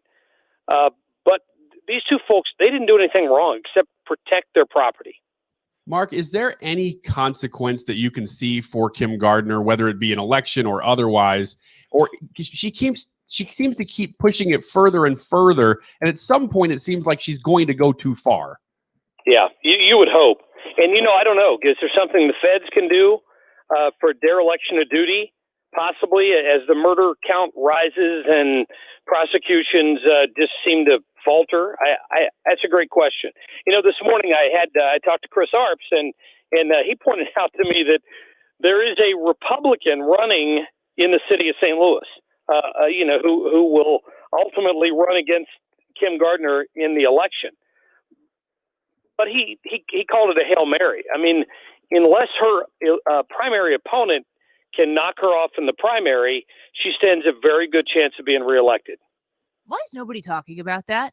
Why is that not the number one conversation? Because everybody seems to point to the same problem of getting St. Louis a safe place to be. They point to Kim Gardner's office. Why are we not 100% focused on rectifying that situation the democratic way? Yeah, it's a mystery. It's a mystery because, I've had Democrats in the city, elected officials, tell me off the record that they just shake their head. They don't know what she's doing over there, and they oppose the way she's handling that office. But clearly, part of the progressive base in the city wants her in office. And again, just like we're seeing nationally with Joe Biden, they don't have the guts to tell the progs just to go shove it, which is probably what would happen if common sense prevailed here. But nobody seems willing to do that. Kim Gardner's got a strong base. They'll turn out in the primary. And as I said to you, I think a couple of weeks ago, we work on a conservative-centered talk radio station. I understand that. But I tried desperately to monitor other media in the city of St. Louis. And since Mary Pat Carl, to my knowledge, her only primary opponent announced she was running for prosecutor, she's been a ghost candidate. I haven't heard or seen an ad from her. I've reached out to her to try to get her on my show. I never hear back from her. It's very strange. Are other media, Mark, in this area? I mean, it's getting some national coverage, but locally, outside of us, is anybody talking about this? Well, we're in the cancel culture. I mean, when you think about it, I don't know. I just wonder if there's not some fear that the minute you start criticizing Gardner, and this is what she defaults to, she plays the race card, that somehow there's a racial element to people not wanting her to have that office. And to me, it's a competency issue. You're either competent at doing your job or you're not. And I'm mystified. I think the rest of the country's mystified. I just got back from vacation, as Annie mentioned, and I'm sitting down to have breakfast, waiting to have breakfast in a small restaurant called, I think it was called the Blue Owl or something like that, in just outside of Glacier National Park. And we strike up conversation with people in the lobby, and they ask where we're from. Oh, we're from St. Louis. Oh my God, what is that prosecutor doing out there? Wow. These are people from Columbia Falls, Montana, like northern Montana in the middle of nowhere. Know? Yeah. That's crazy. I know. It's national news. It's a leading story on Tucker Carlson's show last night, which everybody in the country seems to be watching. I want to shift gears a little bit because I know that this is going to be something you are going to be, that the Kim Gardner situation, the McCloskeys situation, people need to be tuning into the Marc Cox Show every morning, 5 to 9 a.m., whenever it's convenient to you, to make sure that you stay on top of it. Because I know, Mark, you're going to be able to do that. Well, I want to shift gears into sending kids back to school this fall in the middle of COVID. You've got a daughter of school age that is going to be going back to school. Have you looked at these guidelines that have been released yet? Have you been able to see them? I don't know if they came out before or after your show today. Yeah, I think they came out right afterwards. I have not read the full list. Well, I'll pick a ahead, specific part here. This is from Fox 2 Now, and I think they pretty much took this from the Department of Elementary and Secondary Education. Specifically, I know that the thing that most people are concerned about is you're going to make kids wear masks at school. This is what it says. Should K through 12 students and staff wear face coverings? Face coverings are an important strategy to reduce transmission of the coronavirus, primarily by reducing the spread of infection from the wearer to those around. Young children may have difficulty complying with the proper use of face coverings and may have increased face touching, mask chewing, mask trading, and other behavior. What is that bad? And other behavior that could increase risk of infection. I could see that happening in high school too. For this reason, continuous usage of face coverings is not recommended for young children. Older children, such as those in middle and high school, are likely to be able to follow guidance regarding proper mask usage. Additionally, these students are less easily cohorted. Thus, the use of face coverings can provide an additional layer of protection against the spread of infection. Face coverings should be considered for all age groups during periods when students are not cohorted or cannot physically distance. So it sounds like they're not taking a strict line like they are in the state of Illinois about kids being required to wear masks. Just curious what your thought is on this and the need or the emphasis to get back to school, to do a modified return to school. What are your thoughts? Yeah, I think kids need to be back in school. I don't think there's any doubt about it. You know, I read a study right before I went on vacation and talked about it a little bit on the air. That they combined a study of 7 countries, including the United States and a number of countries in Europe, and looking just at deaths. Out of all of those countries, there were a total of 44 deaths of people under the age of 19. 44 people out of 7 countries. It's pretty obvious that this is not the age group that is at the highest risk factor, or even probably it's the age group at the lowest risk factor of having complications from this disease. What's going to happen to these kids if we keep them out of school? You know, distance learning doesn't work. It didn't work at the end of the year. It was a joke. I mean, these kids they realized pretty quickly no teacher was going to radically change their grade in the middle of the year because they were suddenly distance learning and they skipped a Zoom, absent without leave. It was a joke, and it'll continue to be a joke. And the last thing we need in this country, from an economic standpoint, is parents not being able to go back to work because their kids aren't in school and kids not learning. Marc Cox, I think it's ludicrous. Are these purely political decisions that are informing these education choices right now to keep schools closed? I mean, is it Democrats saying we want to keep them closed because that's going to hurt the president, Republicans doing the opposite, or do you think it's more nuanced than that? I worry about that, Ryan. I do, because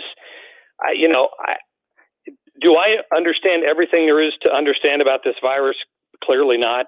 And I think a lot of these reactions are based on fear.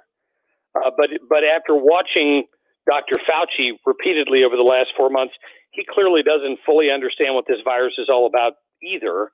And I worry that a lot of these decisions, I heard somebody say the other day, it may well have been somebody on the Tucker show, that he suspects the countrywide panic over Corona is going to go away on about November 4th.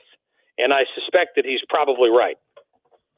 Marc Cox, thank you so much for coming on the show with us. We'll let you get back to your probably afternoon nap after a long morning of work after vacation. It kind of takes it out of you. Were you glad to come back, or could you have stayed in Montana a little longer? Oh, I probably could move out there, to be honest. I think I found my people out there that God-loving patriots who respect the flag, and it was fantastic. But no, I'm not moving there anytime soon. Thank you, though. Yep, absolutely, Marc. We're glad to have you back.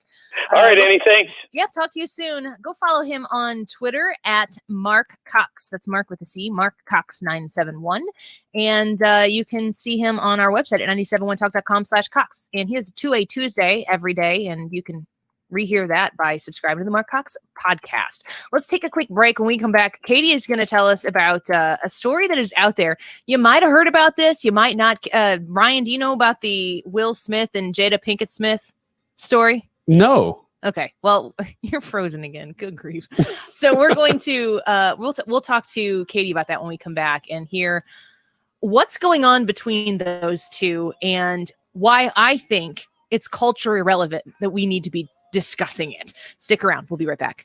We got a ways to go. I've been around this whole town by now, and I can tell you how you're supposed to do that. Baby, I don't. You're listening to The Annie Frey Show. We got a ways to go. You're listening to The Annie Frey Show live from the Air Comfort Service Heating and Cooling Studio. Air Comfort Service is proud to support Greater St. Louis Honor Flight. Sign your veteran up for the Honor Flight today at gslhonorflight.org. And for free HVAC estimates, visit aircomfortservice.com. Does Eric Wolf have any integrity? Can you believe the lies he's spewing about Bill Eigel? Well, what do you expect? Eric Wolf is a trial attorney and criminal defense lawyer. Did you know Bill Eigel is the only candidate in this race endorsed by Missouri Right to Life? I saw that. Bill Eigel is the most conservative member of the Missouri State Senate. He's 100% pro-life and is fighting to make sure Planned Parenthood never gets a dime from taxpayers. Bill Eigel has always been the taxpayer's best friend. Bill Eigel fought for and passed the largest income tax cut in Missouri's history. That's right. Bill Eigel is also fighting to end the personal property tax, and he voted to cut taxes for small businesses. I'm most proud of Bill Eigel's love for our nation. He's a U.S. Air Force veteran who has always defended our freedom, including the Second Amendment. So Eric Wolf is a liberal criminal lawyer trying to take on proven conservative veteran Bill Eigel. Ooh, that makes things easy. Bill Eigel is the conservative choice for state senate. Paid for by Believe in Life and Liberty. Bill Pack, Mandy Lane Buter, Treasurer. Hey guys, Glover here from my very good friends at ThrottleNet. So if you ever listen to one of these recorded ads, listen to this one. A company can expect 232 targeted cyber attacks per year that results in 30 breaches. 24% of businesses hit with malware took a week or more to regain access to their data. Many businesses just flat go under. They are targeting small towns. They are targeting dentist offices. They are targeting big businesses. They're targeting government. You're going to get hit. Let me tell you about ThrottleNet. ThrottleNet has saved their clients more than $2.6 million in ransom last year alone. And get this. ThrottleNet clients have never paid a dime in ransomware. Let me say that again. They've never paid a dime because they are protected. No contracts. Leave anytime you want. You have to check these guys out. You'll find them at throttlenet.com to protect your business, to protect everything you have. Go to throttlenet.com.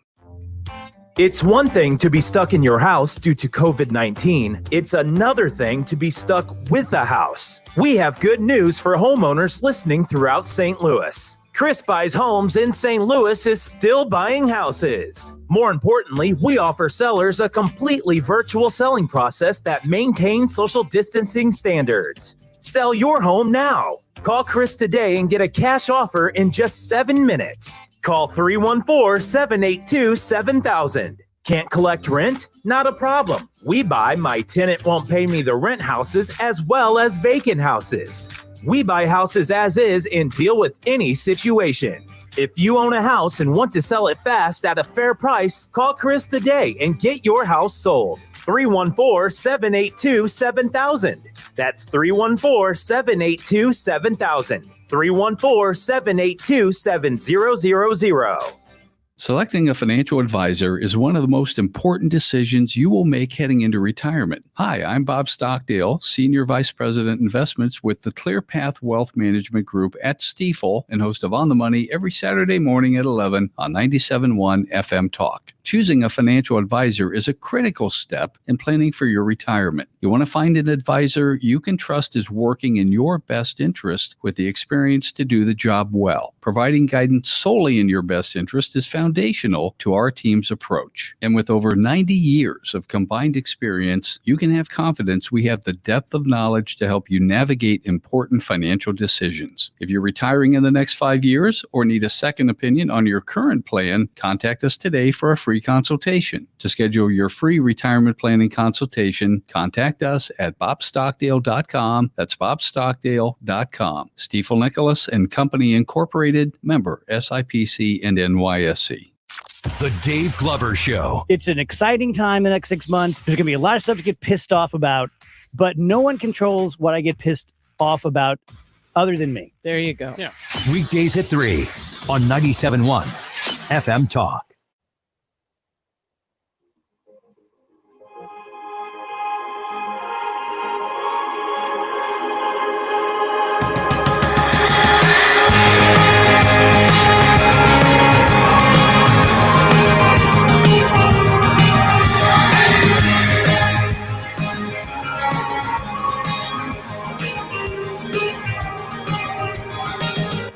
First touch of summer, she's got your t-shirt on.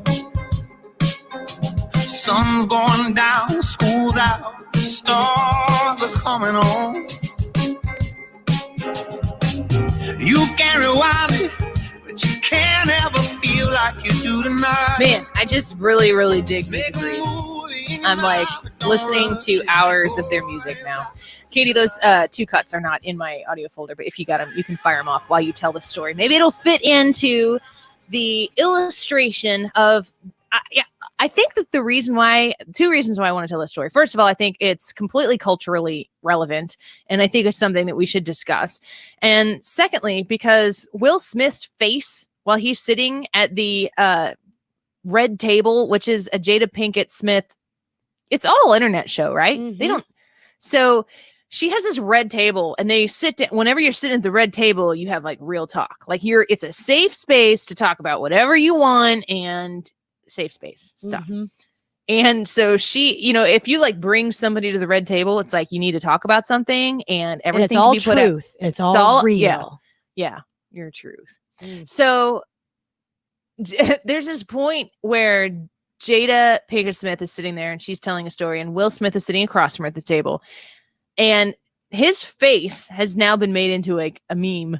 Yes. And I think that people should know why. So I'm here to provide you the information via Katie's telling of this story. So what is all the hubbub? And Ryan hasn't heard the story either. So Ryan is hearing this for the first time. So weeks ago, this R&B singer was being interviewed. His name is August Alsina, and he was discussing his past relationship with Jada and how they were very close friends 4 years ago, and that close friendship developed into a relationship.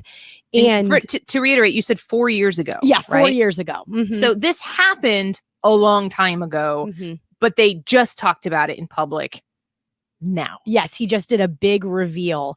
And supposedly during this interview, August said that he had a sit-down talk with Will during this time, and that Will gave his blessing and gave August and Jada his permission to continue this relationship, even Which was though more than a friendship. Correct. Even though Jada and Will were still married and still together and, still figuring things out.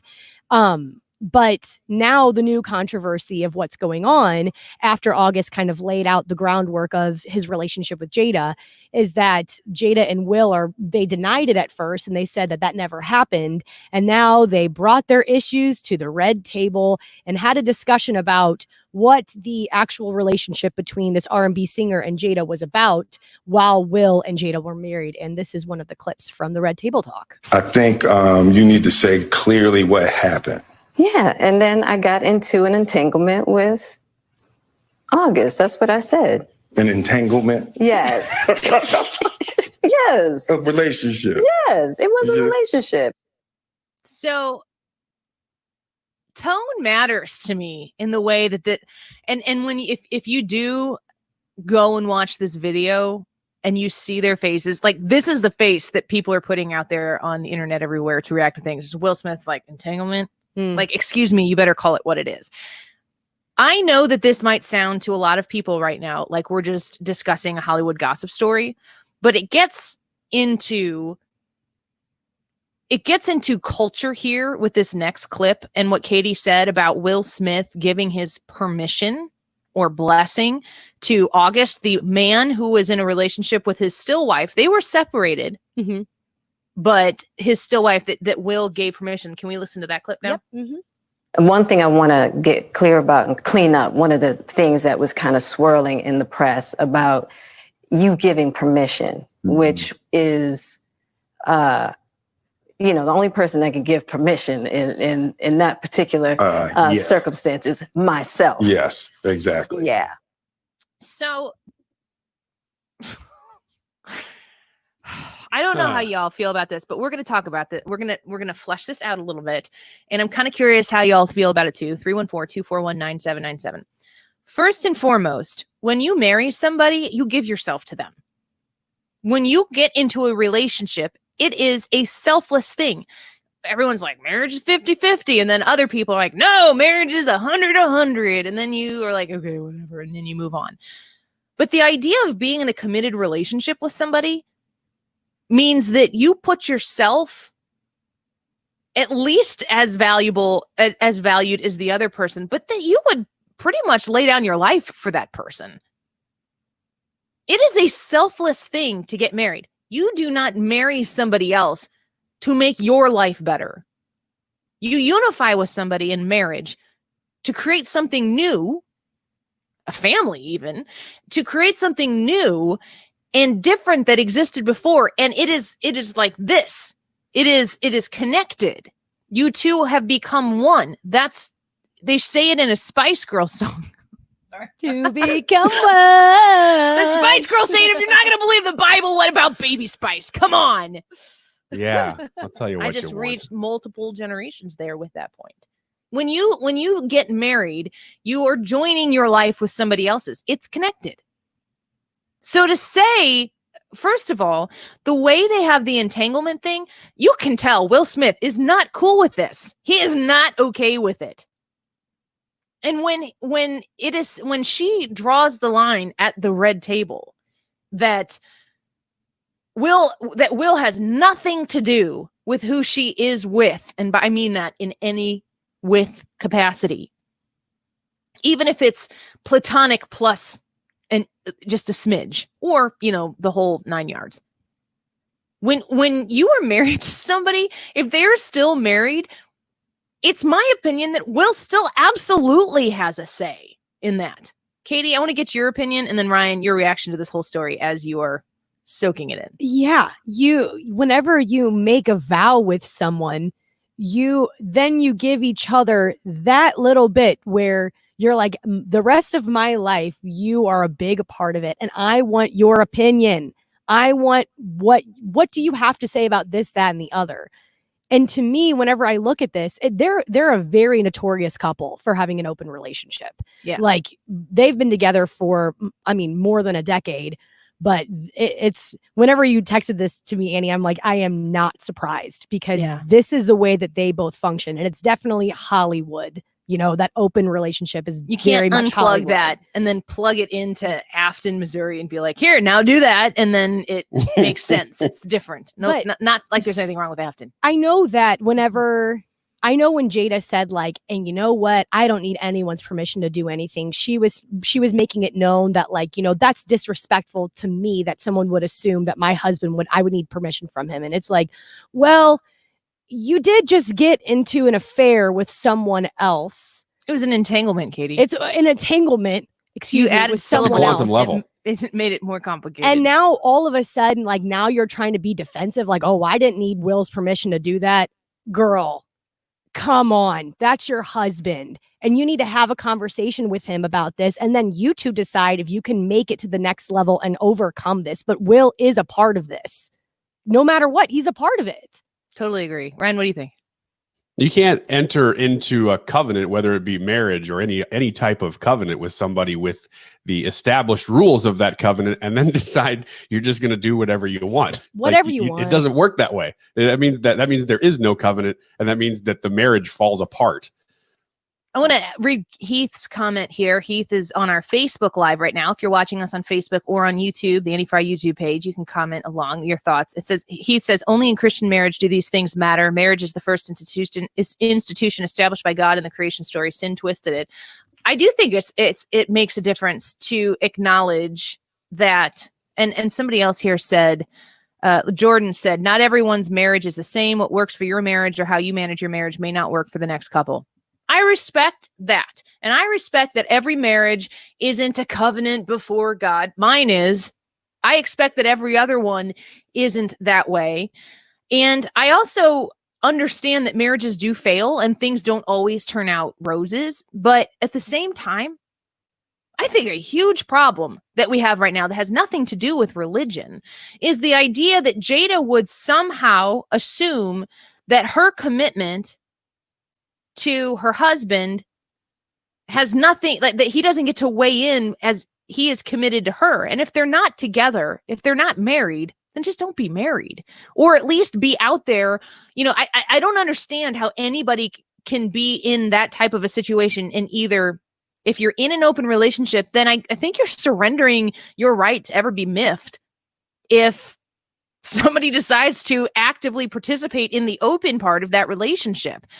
But to suggest that there was, you know, he says in this interview, he's like, I was done with you. Well, I get that. And I don't know what Will's transgressions are. And I know that my marriage is very, very far from perfect. And we have things that, like, strengths that I have that compensate for my husband's weaknesses, and definitely my weaknesses, my husband's strengths. But we live in a society now where empowering women, Jada Pinkett Smith there to me is, in air quotes, empowering women by saying she can do what she wants, she can sleep with who she wants, and it is none of the business of her husband. And somehow or another, that is supposed to be empowering. I think that's the least empowering thing that could possibly happen. Because to me, the family unit, the strengthening of our bond together, and respecting that is what will actually improve this country in the future. I don't think you have to be married to contribute to society. I don't think that you have to have a perfect marriage to contribute to society. But the attitude behind, you know, the suggestion of that entanglement thing, which was her having an affair. And I mean, Katie, do we know that he has as well? I mean, there's been rumors. There's been no like hard evidence, but speculation and rumors. But the idea of the open relationship has certainly been there for quite some time. I just feel like the strength of a relationship, any relationship, a friendship, a family relationship, a marriage, a work relationship, the strength comes in the vulnerability of relying on somebody else and the trust that they will be able to do the same thing for you.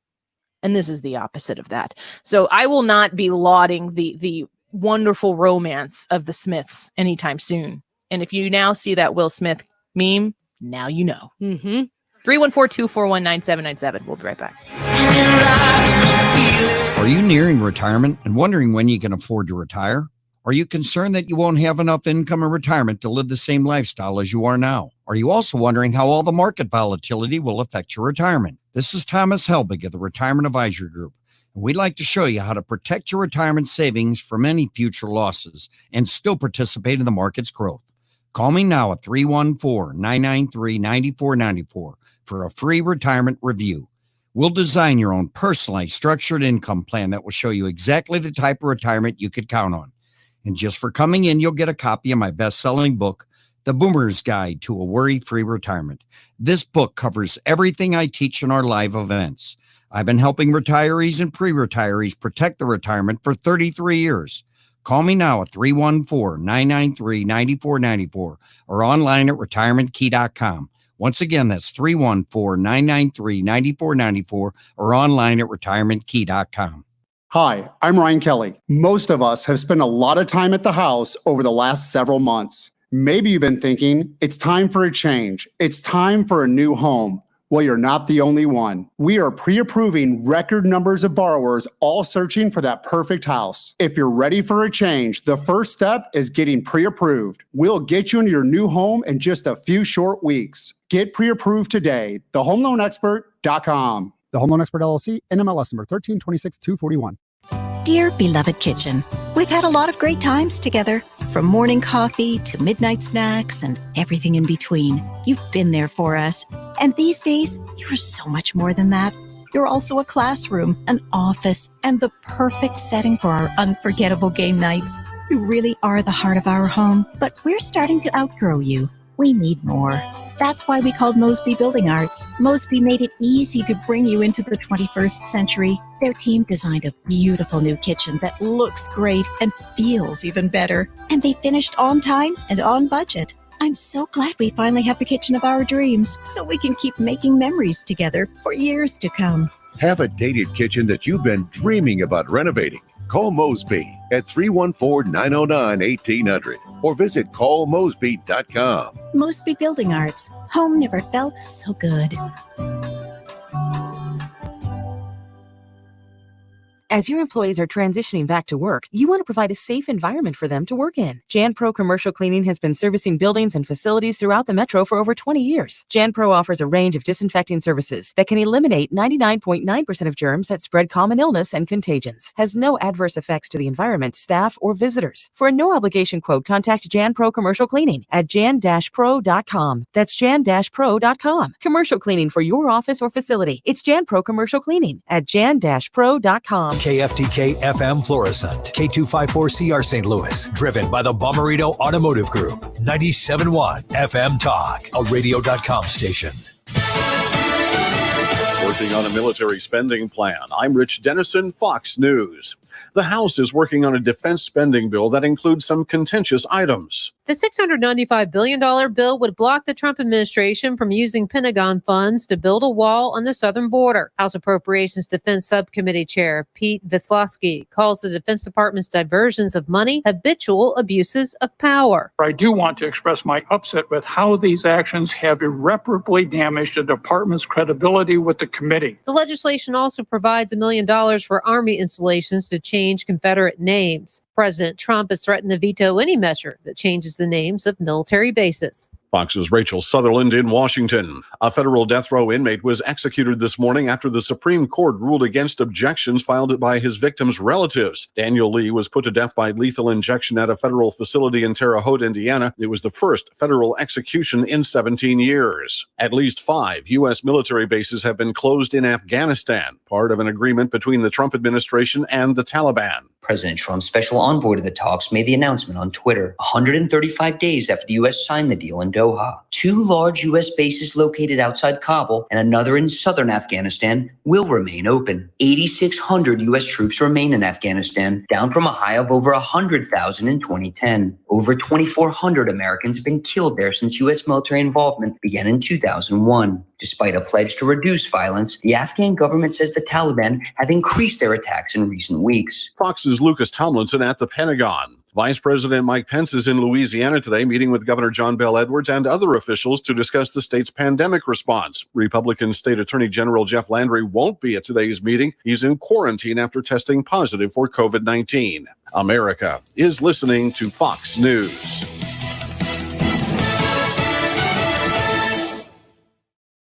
It's happening. In just days, Publishers Clearinghouse will be ready to award $7,000 a week for life.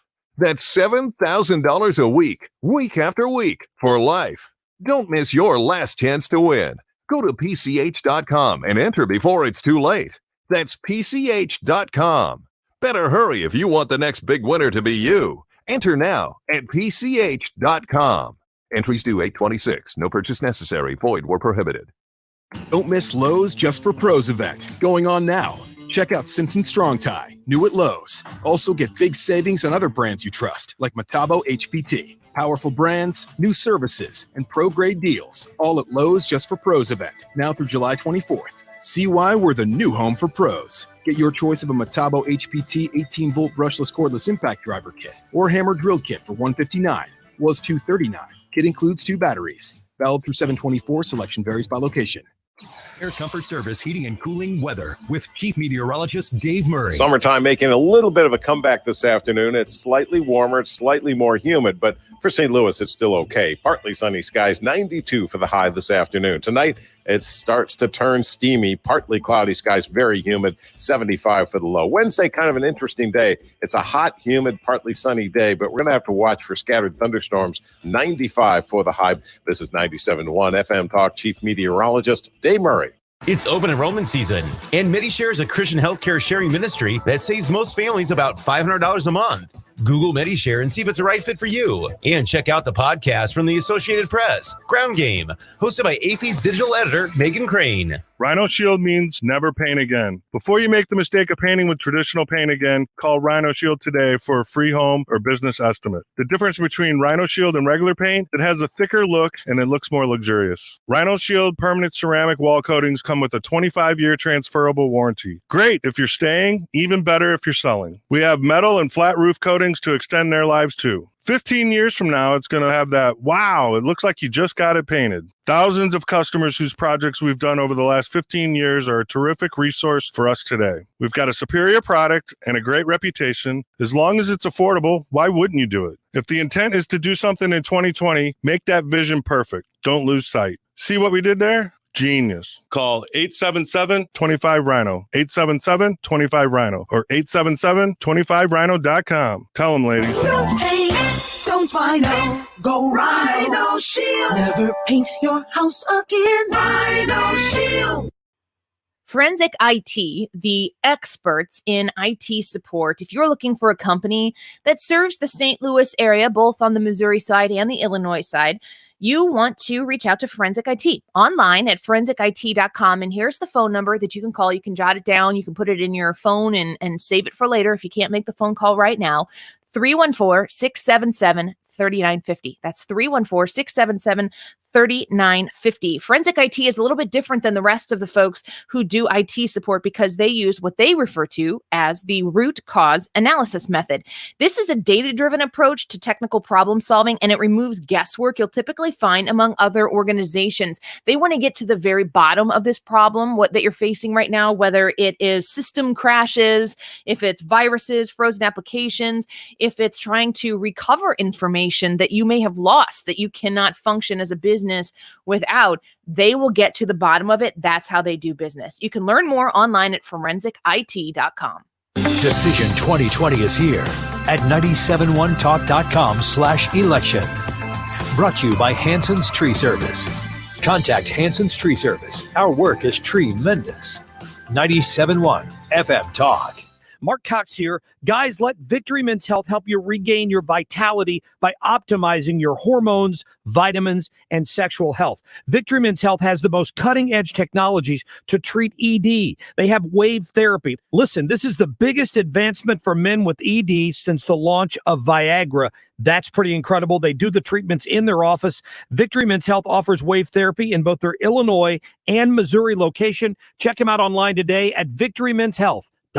Southern Armory, all your self-defense needs in one spot. Whether it's a firearm, a holster, training, pepper spray, ammunition, everything you need. Southern Armory. Southern Armory, 1 mile east of 270 and 44, 9901 Watson Road, and southernarmory.com. That's southernarmory.com. From local leaders to national figures, they're talking here. Stay connected at 971talk.com or radio.com and stream the station anytime, anywhere. The Annie Frey Show is sponsored by Forensic IT, the tech experts that find the root cause of your technical problems. ForensicIT.com. That is exactly what I needed to hear. Thank God someone here knows what they're talking about. That's us. That's right. Gotta love this American ride. Right, you need to take the time and get the full picture. Come on, turn the radio on. It's Saturday and I won't be long. Don't get me wrong, I love the ladies. I mean, they rev my engine, but they don't belong in the newsroom. It is Anchor Man, not Anchor Lady. What do you want from me? I'm not America's sweetheart. Goodness sake, kid. Keep your voice down. Your father's listening to the radio. I'm not America's sweetheart. This is the Annie Frey Show. Well, I think what's happening now, we turn it into a circus. We're going to spend all our time, instead of talking about racial equality and racial justice and economic justice, we spend all our time worried about who's kneeling and who's not kneeling, what things are being said on buses, what's being said on jerseys. I think we're missing the point. We need police reform. We need prison reform. And we need those are number 1 and 2 things we need to focus on. We need the cops. We need the good cops out there policing the bad cops. Like I say, we need police reform and prison reform. But the media, we all got a job to do, and they're going to spend all their time on what's on somebody's jersey and what's on the buses and who's kneeling and who's not kneeling, and that's going to defeat the purpose. My concern is just turning this thing into a circuit instead of trying to do some good stuff.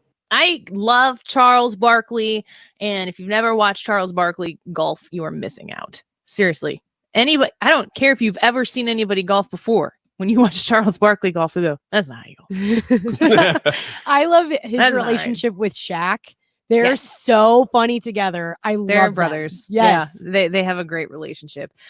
I go back and forth when we're talking about any type of sports. So we're going to have Kevin Wheeler on Thursdays officially now, right? Mm-hmm. It's part of the schedule. Yes. That's exciting. I don't want to perpetuate the problem that annoys me as a sports fan, which is to come on here and talk about who's kneeling. I don't give a crap who's kneeling. I think the solution here is to stop paying attention to it. Like, I think the story is to make it a non-story so that we can enjoy the sports that we want to watch. And if you turn it on and it's too distracting, you turn it off and you stop talking about it. And for me to make that point, I have to talk about it. So it's very conflicting. How do you do that? Am I my own worst enemy? It's hard to understand. I don't want to take note of who is taking a knee. I don't want to take note of who's not coming out of the dugout or out of the locker room or out onto the field for the national anthem. If I'm watching the sport, and I despise the NFL now, and that is because of what they did to St. Louis. That I remember. Probably it was the last season, I guess, that they were in St. Louis. They had the athletes coming out with their hands up because it was like the big Ferguson thing, hands up, don't shoot. And they had athletes coming out of there. And the truth is that they were halfway out the door to begin with. So it was like, just take all of this away. I'm not interested in any of the drama, any of the baggage. Get it out of here, Kroenke. Go build your bajillion-dollar palace in LA and take all of the owner's money with you. I don't follow the NFL, so it's just gone. It's dead to me, which is probably the worst thing that can happen to the NFL is you cancel them out of your life. I'm not going to successfully cancel the NFL. The NFL is a behemoth of an industry. I'm just going to turn them off. I said after I saw some of these NBA players just poo-pooing their accommodations in the Disney World bubble, which are really nice accommodations. I mean, the level of luxury that they're living in may not be the mansions they're used to, but to you, yeah, you're gonna be living the high life if you got to live the way these NBA players are gonna live. And we're talking about what is going to be on the back of their jerseys and what isn't allowed to be back on the back of their jerseys. And I said on Twitter, I wish I was an NBA fan so I could stop being an NBA fan, but I'm not. So I'm not going to turn them on. So I don't have the NFL. I don't have the NBA. I'll watch college football, and I will be committed to watching Notre Dame because it makes my husband happy, and I love watching football, and I miss watching the St. Louis Rams. And I'm going to watch Cardinal baseball, which if there's drama that comes, like, I am going to protect my love and relationship with baseball from the extra drama. And just like everything else, the media does have the ability to inflate what is going on and the messages that people are saying. They do have the ability to make it worse. So I don't want to be part of that. Like, if we're going to talk about the Cardinals on this station because I'm a massive fan, I'm going to want to talk about baseball. And if there are things going on around it, if it's not distracting from the game, I'm going to stick to the game. Do you think that if we didn't put a spotlight on these players taking a knee or doing whatever that they feel is correct, that they would stop being activists about it? Or would the world just move on? Would they be like, okay, I'm not getting attention, so I'm just going to stop being an activist on the field for it? I raise small children in my other job as being a mother. And there is a difference between using your voice and your platform for a cause. And I commend anybody who takes the time out of their day to try to affect some positive change. And who am I to judge the change that somebody else wants to affect if they're spending their own personal time to do it? So if you have, like, if Colin Kaepernick, for instance, would have taken the time to bring attention to the idea of police reform, he could have done that in a way that wasn't on the field wearing socks that had cops as pigs, and all of the other distraction that came out of it. I will not ever forget Jason Whitlock saying on this show, Colin Kaepernick doesn't say anything. Wasn't that Jason Whitlock? Mm-hmm. Yep. Kaepernick doesn't. He said it was laughable that he's the spokesman for anything because the dude doesn't say anything. He used his platform on the field, and he sent a message that, in my opinion, didn't bring forth positive change in the way that Colin Kaepernick could have brought forward change. So, I would say that use your voice, use your platform, use your, for me personally, if you've got professional athletes who have a following on Twitter and they want to use that space to convey something, do it. It's your platform. If your employer is okay with you doing that, go ahead and do it. I don't have to follow you. I can follow you on the field, the court, in the arena, on the ice. I can follow you there and choose not to follow you on Twitter. And I'm a happy camper.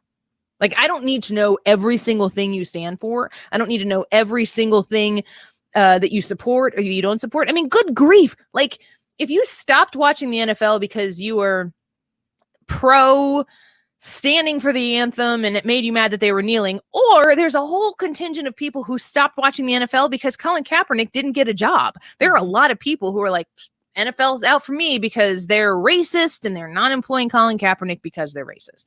So that's both ends of the spectrum. And I'm sure there's people who fall somewhere in the middle of that or on one of those camps. There's not many people who pay attention to the NFL who are like, "Ooh, what are you talking about?"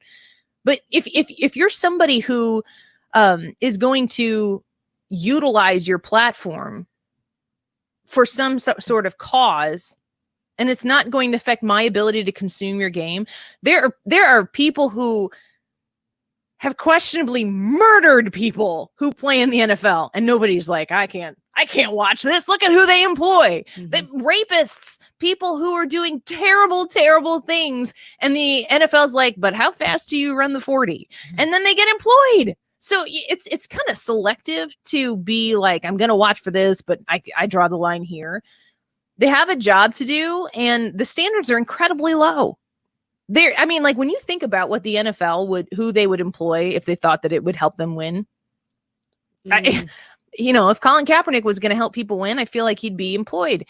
If he was too much of a distraction and a C level quarterback, and they had an A and a B level quarterback on the team, then I'm sorry. He doesn't, to me, it seems like the NFL has no standards about the quality of the individual or the drama that goes behind hiring an individual if they feel like they're going to help them win, because winning is money and money is everything to the NFL. St. Louis really, really knows that. Ryan, did you want to say something? Well, I wonder if this year we're going to see a continued erosion in just the interest in sports in general. I don't think they've done a good job of making themselves a lightning rod for political issues, because that just divides people. But because of coronavirus, which is not their fault at all, they've had to delay their seasons. A lot of people who maybe were on the bubble because of some of the social issue stuff, especially with the NFL, I don't know if I like the NFL. I like watching football, so I'm going to overlook that, but they were bothered by it. Now they've realized, maybe with that and other sports, is this as important as I thought it was? And plus, with the technology changes, sports have been behind the ball a little bit on streaming. They're catching up, but they've been that's behind. Money, though. That's only money rooted right as well. But I'm just talking about from the fan perspective. They've been a little bit behind where the technology's moved. And I think there's been a bit of an erosion in just the interest in sports in general. I don't think coronavirus is going to help that much. I don't think it's going to have an impact at all. I think that there's going to be an even heightened interest, because it's a distraction. It is anything but what we're dealing with right now. And you cannot, it is burdensome to venture into your social media, which is usually at this point in the year full of wedding pictures and bridal shower pictures and vacation pictures and baby pictures and new puppy pictures and Little League baseball pictures. There's none of that because it's not happening right now because everything has been postponed. Give me a distraction. I've just noticed lately that there have been more baseball pictures of my friends and their kids. And I'm like, the influx of them at first was kind of jarring. And then I was like, yeah, this is the way this used to be. Mm-hmm. But instead, now it's all like, this is why I wear my mask. And that godforsaken video that people keep sharing, showing people sneezing into the air and how disgusting it is when people have not been covering their sneezes for a long time. And now we really know what's going on. Mm-hmm. And then they show it when they're wearing the mask and it still goes outside of the mask, which to me is convincing. It, like I said yesterday, if I have the opportunity to have somebody sneeze right in my face and put a mask on it and not have a mask on it, put 5 masks on it. Endless if you masks. like it, then you better put a mask on it. Seriously, that and those videos, and then I've had enough with people, and we've brought this up before, saying the word spittle. I'm done with both of those things. Why is that the word choice? I haven't seen the video. I've heard about the video of the sneeze. I have seen people sneeze into the sun, and it's a beautiful thing. It's a beautiful thing. You are so gross. Real question, folks. Can you smell sneezes? You ever smell a sneeze? I have not. I don't think so. I can't smell even normal things very well, though. I used to know. I mean, it's not particularly like offensive, but it smells like breath. Like not necessarily bad breath, but it smells like it smells like this. I used to tell my family that I could smell sneezes, and they all mocked me, which is, just how I grew up, was just relentless mocking. I'm a little child and I'm oppressed. But one time I got in the car and I said to my dad, I go, "Did you sneeze?" He goes, "You're kidding me." I'm like, "No." And you were right? Yeah, he just sneezed. But I was out of the car. Like he had no way to disbelieve me anymore. It's your spidey sense. Sneezes. Can you smell rain coming? Are you one of those people?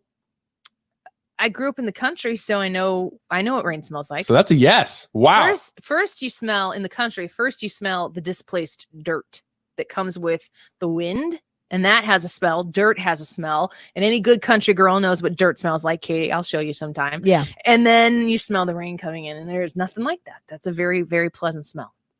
Huh.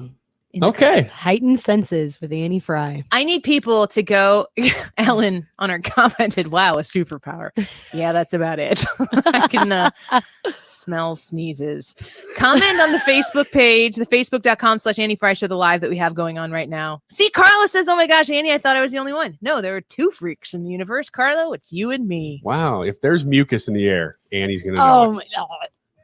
That's another word. Ugh. Is there anything grosser than a sneeze? Yeah. There is one thing that's grosser, and I'll have to tell you on break. I don't want to know on break. If you can't tell me now, I don't want to know then. I'll just say it. It's a loogie.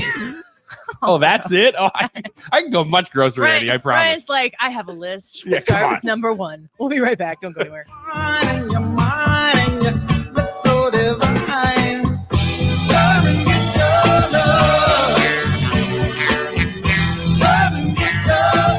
This is the Annie Frey Show. Talk lines are open now at 314-241-9797 or 866-455-9797.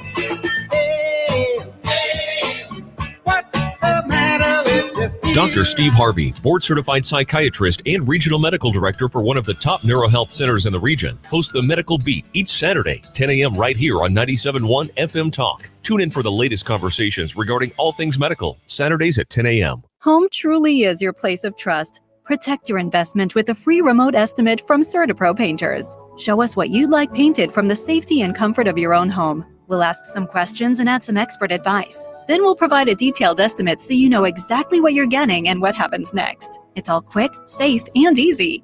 Whatever painting project you have in mind, your local neighborhood CertaPro Painters will do the job right. Start your remote or on-site estimate today at CertaPro.com. Proven and trusted experts in painting. This is Congresswoman Ann Wagner from Missouri's 2nd District. The coronavirus affects all of us, and it is vitally important we work together to stop the spread of the virus. Please practice social distancing, wear a mask, and stay at home if you're sick. Contact me at wagner.house.gov or 636-779-5449 if you need help with any federal COVID-related issues and programs.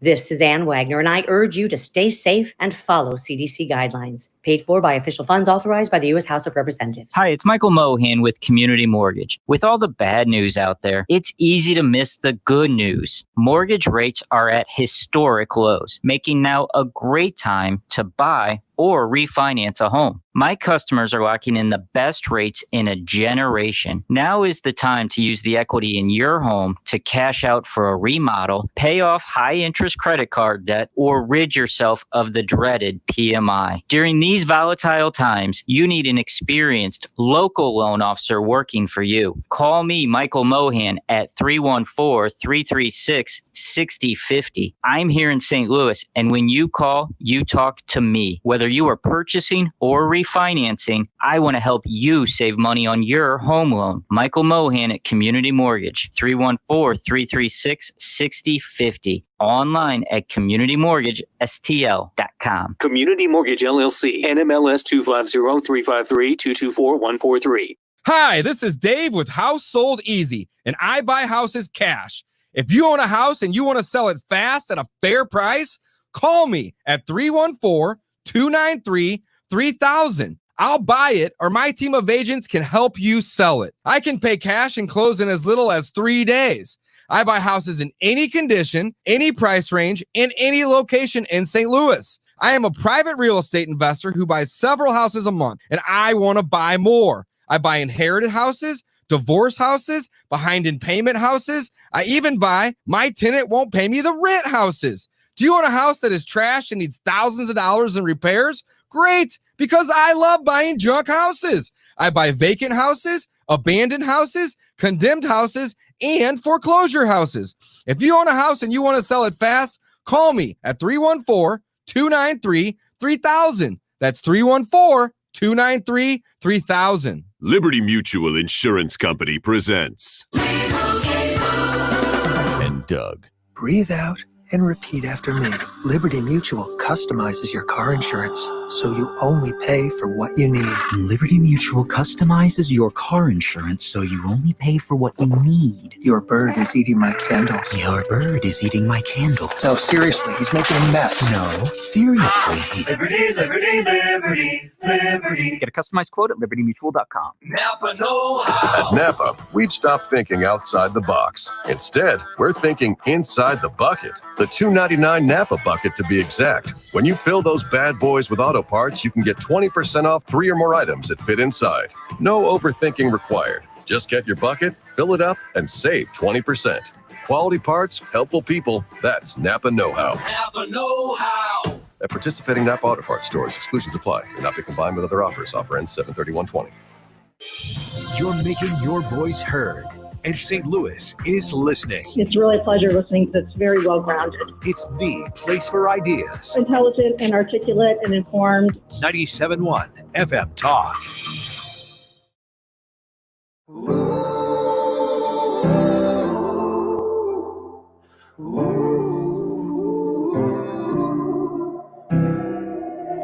White lies and desperation, hard times and conversations. No one should ever love me like you do. Sometimes my bad decisions define my false suspicions. No one should ever love me like you do. While I'm on this road, you take my hand somehow. You really love who I really am. I push you away, still you won't let Welcome back. go. You grow I love Need to Breathe. I wanted to get to this part.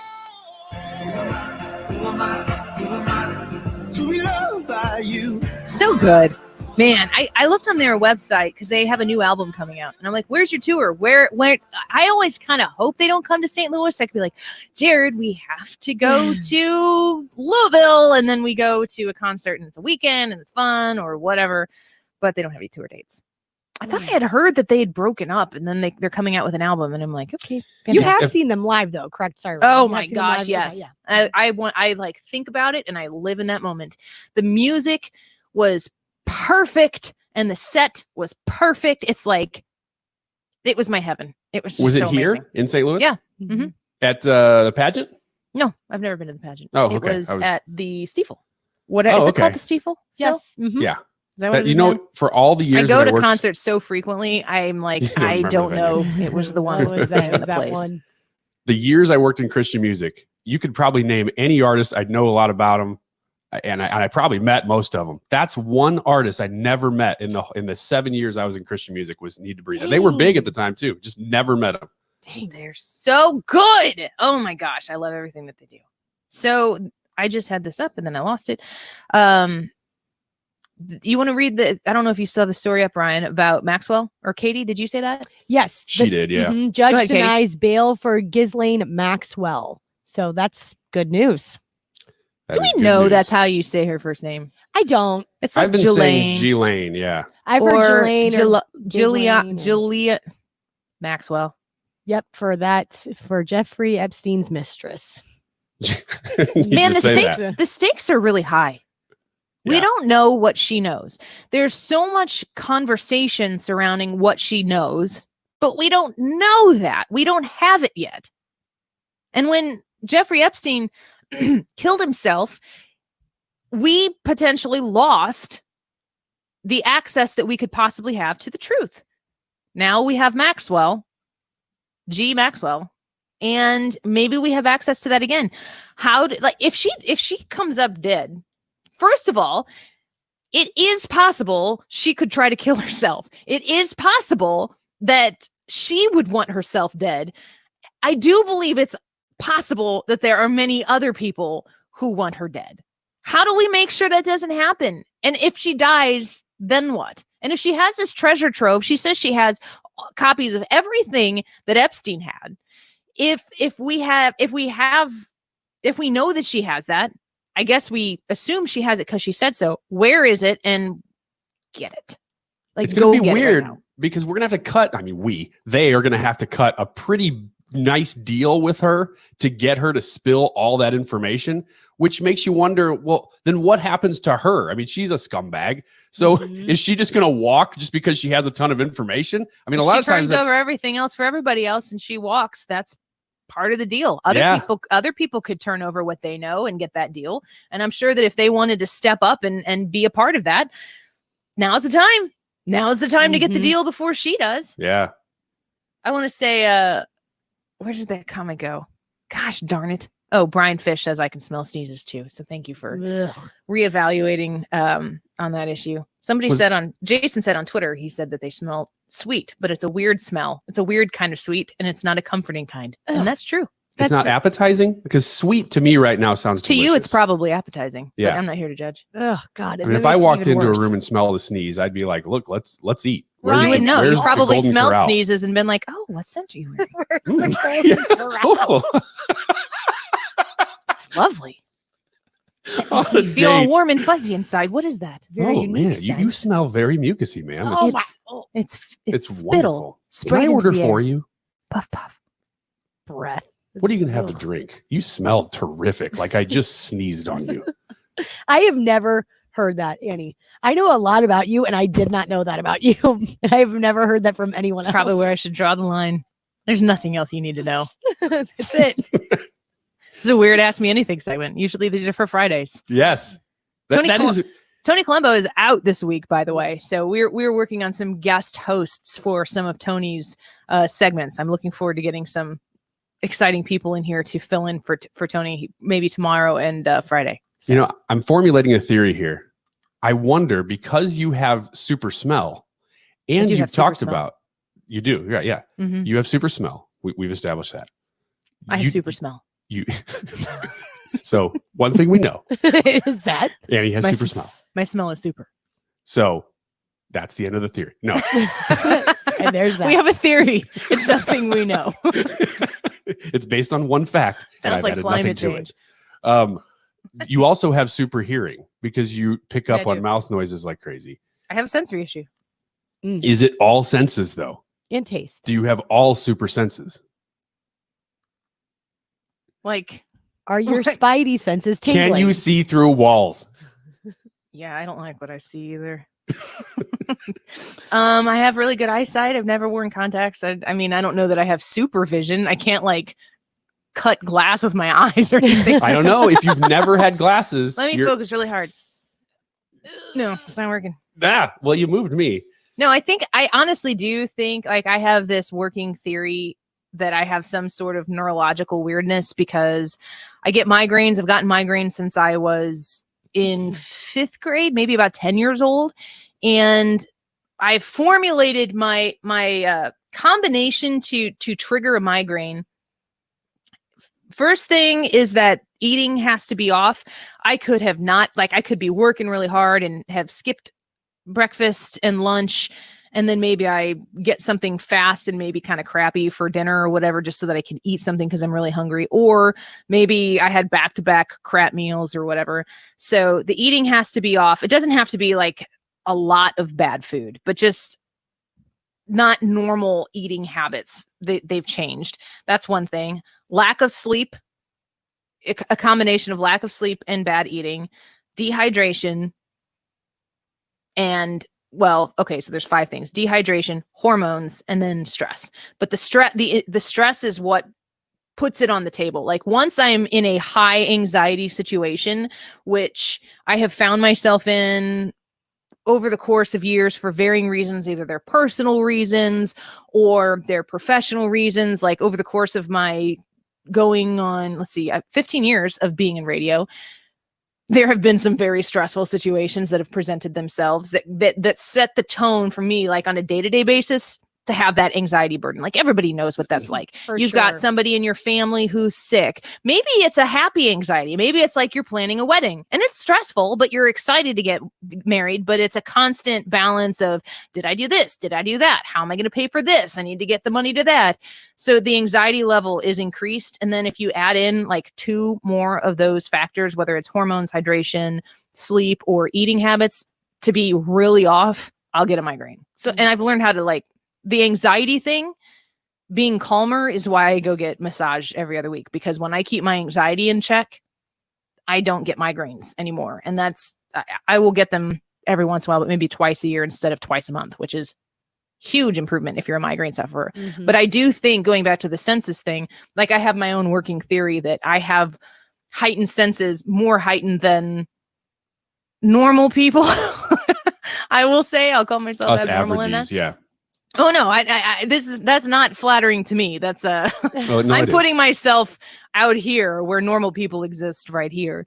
I think that my heightened senses to sound, to smell, and also my eyesight too. Like I'll have a sensitivity to light as well. That can, if I've got those other things going on, I lose vision when I get migraines, like completely. Gosh, that sounds miserable. Do you see stars and all that stuff? Mm-hmm. Aura. I lose my the first thing that happens to me when I'm starting to get a migraine, it's like 30 to 45 minutes before it happens. Like if I were looking straight at you, Ryan, like where I'm looking, it'd be like a pinpoint there'd just be a dot. It's like when you look at the sun and then you look away and it takes you a while for your eye to readjust because of the influx of light. So it'll start like the pinpoint right at your face, and then it'll slowly expand to where I can't see your whole face. And then it goes out to where I can start to see the center again, but then I lose my peripheral vision. And by the time I get my vision back, then the headache sets in. So I have like 30 to 45 minute heads up to medicate myself and go get in a cold, dark room, washcloth on my forehead, an ice pack on the back of my neck, under the covers. Everybody knows to evacuate the premises. Yeah. So with your super senses, then, have you considered that your migraines may be messages from either the future or another dimension? I am now. Because it sounds like when you start to see things in a tunnel, sometimes I wonder if you are messages from another dimension. I might be. Your voice actually is the voice I hear in my head when I have migraines. Yeah. Listen to what I'm about to say. This is from the future. I have to tell you your guys voice is something. much more soothing than a migraine. Biden is having his second part Speaking released. of migraines. And his second part released to Build Back Better. BBD. Build Back Better. Biden. Oh, this was a phased plan? It's the second phase in this plan. And he calls for a $2 trillion investment in clean energy. I am trying to figure out what Build Back Better means. It's awfully not catchy. Why It's the is opposite that? of catchy. Build back the economy? Like to build the economy back better than it was before? Fat chance. Fat chance doing better than Donald Trump himself did. Yeah, I don't know. I think that what we can relegate this to is that the Biden camp really likes it's the letter B. Yeah. I love these big heads. This is not to be offensive to the Biden campaign, but but it's probably going to. But big but is every using all single Bs. person that you is can be working on offensive his- if you only speak in B words. Oh gosh. Well, I'm not going to do that. Is every single person working with Biden on his campaign an 80-year-old man? Because I'm Whoa. trying to get figure this out. the young perspective in there. I'm trying to figure this out here. Well, why would he release the second phase of his Build Better whatever plan? And it's all about green energy, as if that's what everybody's thinking about right $2 now. trillion, folks. $2 trillion that he wants to put towards climate change. Yeah, gas prices are mitigation. too high right now. Top of mind. Well, we're not guys. going to need gas. We don't have to worry about gas That's prices. right. Gas is going to be free, and you're not going to need it for anything. Joe Biden says so. I made that up. Especially when you can travel through your mind like Annie into No. different dimensions and times. Almost there. We'll take a quick break. When we come back, I don't know, because I don't even know what we're talking about now. So how would I know what we're going to talk about then? Don't go anywhere. Or do. I don't care. We'll be right back. While I'm on this road, you take my hand somehow. You really love You're listening to the who I Annie Frey really Show. am. I push you away. Still Follow you Annie on won't Twitter let go. @Annie Frey Show. You grow your roses on my bare soul. Who am I to be loved by you? You're listening to the Annie Frey Show live from the Air Comfort Service Heating and Cooling Studio. Air conditioner tune-ups are recommended each year to keep your cooling system running efficiently, prevent repairs, and extend its life. Schedule your AC tune-up and get in your comfort zone. Visit aircomfortservice.com. The Med Spa at the Institute of Natural Health understands how difficult it is to maintain healthy skin and how much this can affect someone's life. With the right combination of treatments and products, they can help you keep your skin looking healthy and more youthful, while also reducing and preventing damage. Take your first step towards healthy skin at the Med Spa at the Institute of Natural Health. Visit them at inhstl.com or call to schedule at 314-293-8123. That's 314-293-8123. Enjoy a more inspired drive in a new Mazda from all three Bomarito Mazda locations. We are here for you at Bomarito, and we'll work with you to find your perfect Mazda. Plus, every new Mazda has the Bomarito nationwide warranty, 10 years, 200,000 miles. Lease a 2020 Mazda CX-5 with zero down for $319 per month, and Bomarito will make your first payment. It's at all three Bomarito Mazda locations. It has all of the flooring options that you could possibly want and more. If you are looking for hardwood, vinyl, luxury, plank vinyl, that really nice floor that can look like a lot of different things and with a lot of different color aesthetics, but lives up to the life that you're going to live on it. Carpet. I love carpet. I know carpet kind of comes in and out of style. I am a huge fan of carpet. I think it makes a house truly feel like a cozy home. And when you got little kids, it's nice to be able to get on the floor and play with them, whether your kids or your grandkids. Great carpet is always going to be available to you at Michael's Flooring Outlet. Mohawk Smart Strand, Forever Clean, Arrow, Revwood Plus Flooring. It's all available, and you can visit it online at michaelsflooringoutlet.com to see some of the beautiful products that they have available. You can visit them in person at St. Charles County location and the West County location, the Darting Prairie location. It's all available for you online right now at michaelsflooringoutlet.com. Hi, it's Steve Mann. Have you heard the commercials for the Mark Patrick Stop Smoking seminars? And they said only $49.99 and it could work for you. So I thought, that's not even a week's worth of smoking. So I went. And guess what? It did work for me. You know, my friends and family are still amazed. I quit smoking. I didn't have cravings, anxiety, or weight gain. Listen, I don't know how it works, but I know it works because I'm living proof and it's 100% guaranteed. So what do you got to lose? I'll tell you what you got to lose. A very bad habit. Stop smoking now without cravings, irritability, weight gain, or your money back. Only $49.99 guaranteed. Hypnosis designed to work without anxiety, irritability, or weight gain. Because of coronavirus, seminar now online, live with America's hypnotist Mark Patrick, in the comfort and safety of your living room. Live online seminar for the greater St. Louis area will be held live Saturday, July 18th. Register now, only $49.99 guaranteed at markpatrickseminars.com. What's your favorite four-letter word? Chances are you've said it more than a few times with this social distancing, face mask wearing, staying at home world we live in. But at Compass Retirement Solutions, our four-letter word of choice is hope. Hope for a better tomorrow. Hope that your retirement plans don't take a backseat. You've watched the market drop and maybe your retirement future feels a little uncertain right now. But all hope is not lost. Find out exactly how much risk you're still taking with your investments and find out how you may be able to save big on taxes while the market is down. Find out how having a written retirement plan just might give you the hope you've been looking for. Call the team today to set up a meeting, 314-373-1598, Compass Retirement Solutions, 314-373-1598. And for more on retirement planning, listen to Rethinking Retirement, Saturdays at 8 and 4 and Sundays at 11. Investments and services offered through Compass Retirement Group, a registered investment advisory in Missouri and Illinois. Investing involves risk, including the potential loss of principal. Compass Retirement Solutions does not provide tax advice. The Marc Cox Morning Show. Speaker Tim Jones. This has nothing to do any longer with any quest for racial justice or equality. I hate to be hyperbolic about it, but it's Lord of the Flies is what it's becoming. Weekday mornings 5 to 9.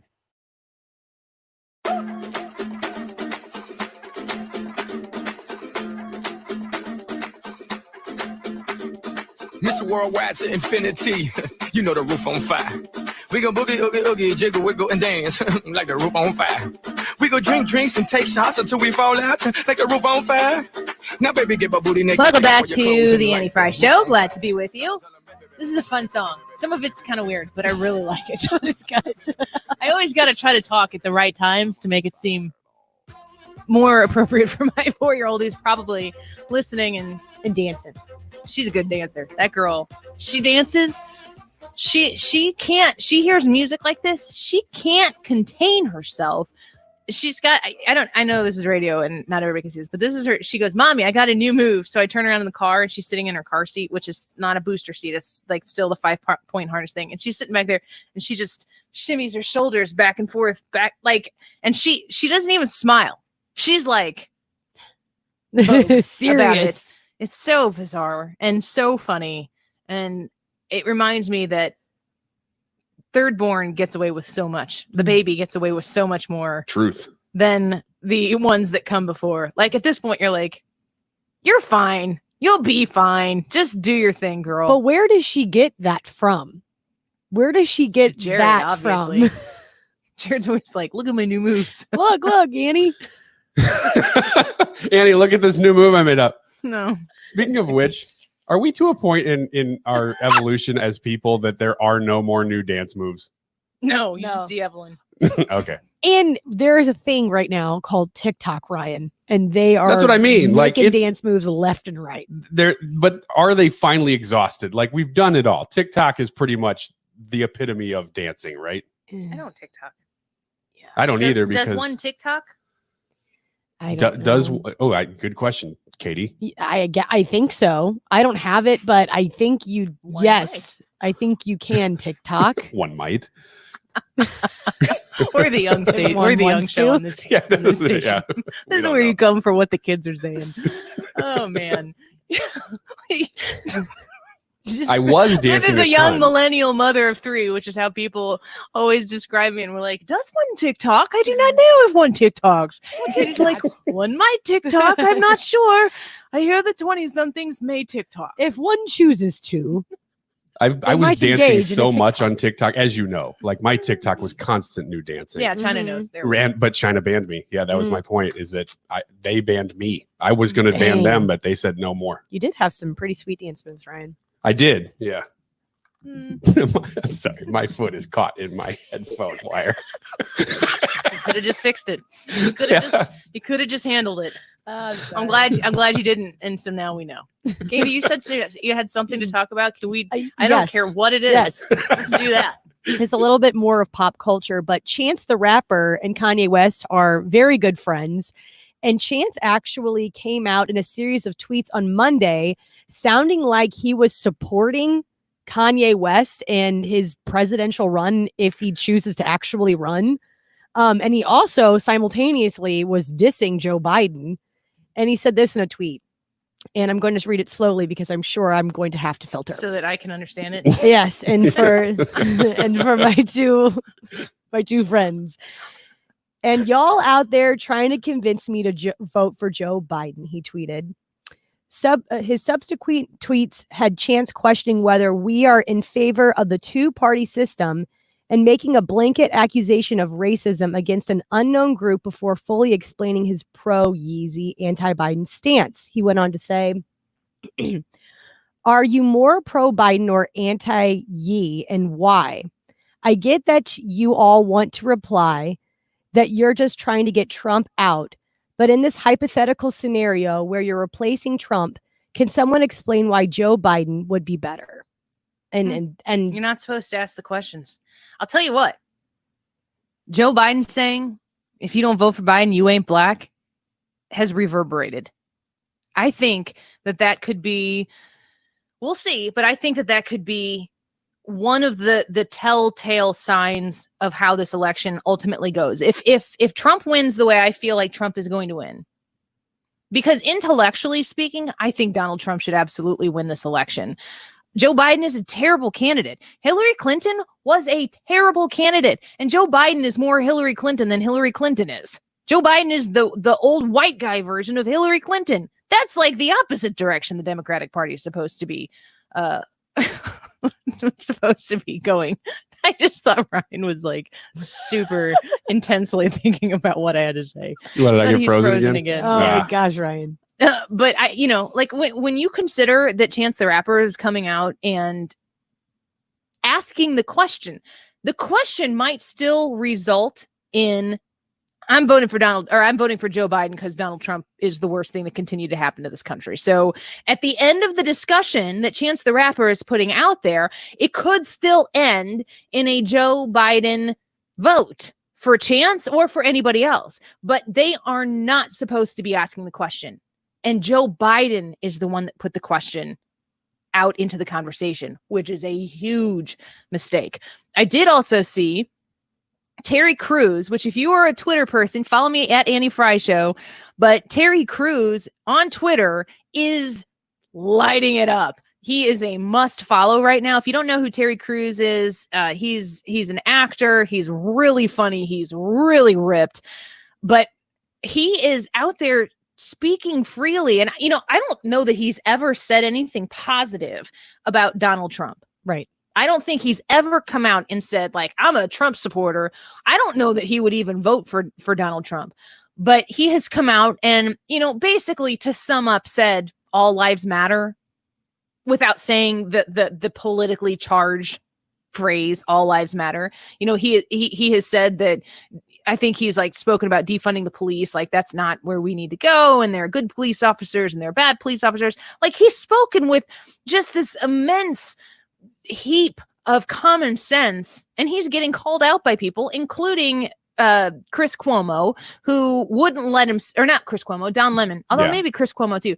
Don Lemon, who kept cutting him off because Terry Crews wasn't saying the talking points. Terry Crews was thinking on his own for himself and responding in a way that was not Don Lemon approved, which what even has to be Don Lemon approved. And now he's on Twitter and Terry Crews tweeted something at Chance the Rapper when this was going on. And Terry Crews said, I endorse Chance the Rapper. And Chance responded back with the F word. Oh.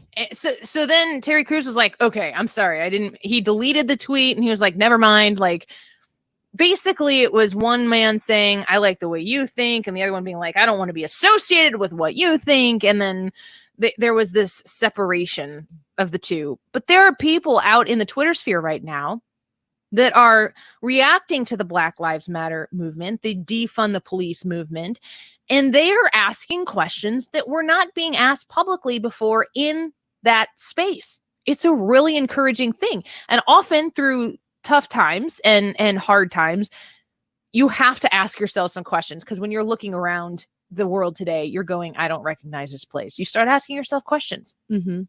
Terry Crews tweeted out something just yesterday that was he tweeted out something about Frederick Douglass, was talking about how Frederick Douglass like had to continue to act as though he was a slave of some sort.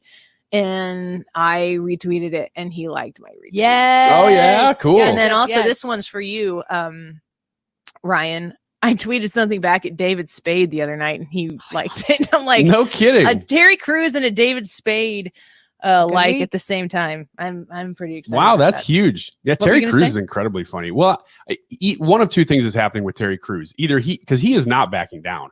He is out there saying exactly what he thinks, and he's taking the heat and he's just rolling with it, which is awesome. So either he is an island and he is standing really strong, which you have to compliment him for, or what he's doing, there are a lot of people coming to him privately and saying, Terry, he's got support. Exactly. He said the tweet that I retweeted that Terry Crews had said was, Frederick Douglass had to resist white abolitionists who were afraid his clarity of speech would harm the movement. They actually encouraged him, since he was a former slave, to, quote, act and talk like a slave, end quote, to garner sympathy. He refused. That's what I retweeted and he liked it. But there are other things that he has done and said where he, like you're saying, Ryan, he's gone all in. Like you watch people who are speaking freely like this and you're like, wow, look at this. And then 48 hours later, you see that they've backed down, they've clarified, they've walked it back. Drew Brees. It's the worst. Yeah. It's so deflating to see that. Terry Crews tweeted out on July 11th, quote, Black people need to hold other Black people accountable. And then and that was a quote from himself on CNN's Don Lemon interview. And he dates it Monday, July 6, 2020, 8:45 p.m. Eastern. He quoted himself. And I said, that is the all in, the double down. I am not backing away from this. And it is so rare and it is so welcome. Please, please, please, more of this. Speak up and stand up with truth, your conviction, and don't back down. You can be kind. You can be respectful while you do it. You don't have to back down to the mob. But it is a mob, and they are going to be very aggressive. We'll do it together here. At Annie Frey Show, if you want to follow me on Twitter. Thank you to everybody who subscribed to the Annie Frey YouTube page. We have surpassed 1,000 subscribers. That's super exciting. And we'll talk to you tomorrow. Dave Glover Show coming up next. So beat the drum with me. Camping season is back, and Apache Village RV Center has your new camper waiting.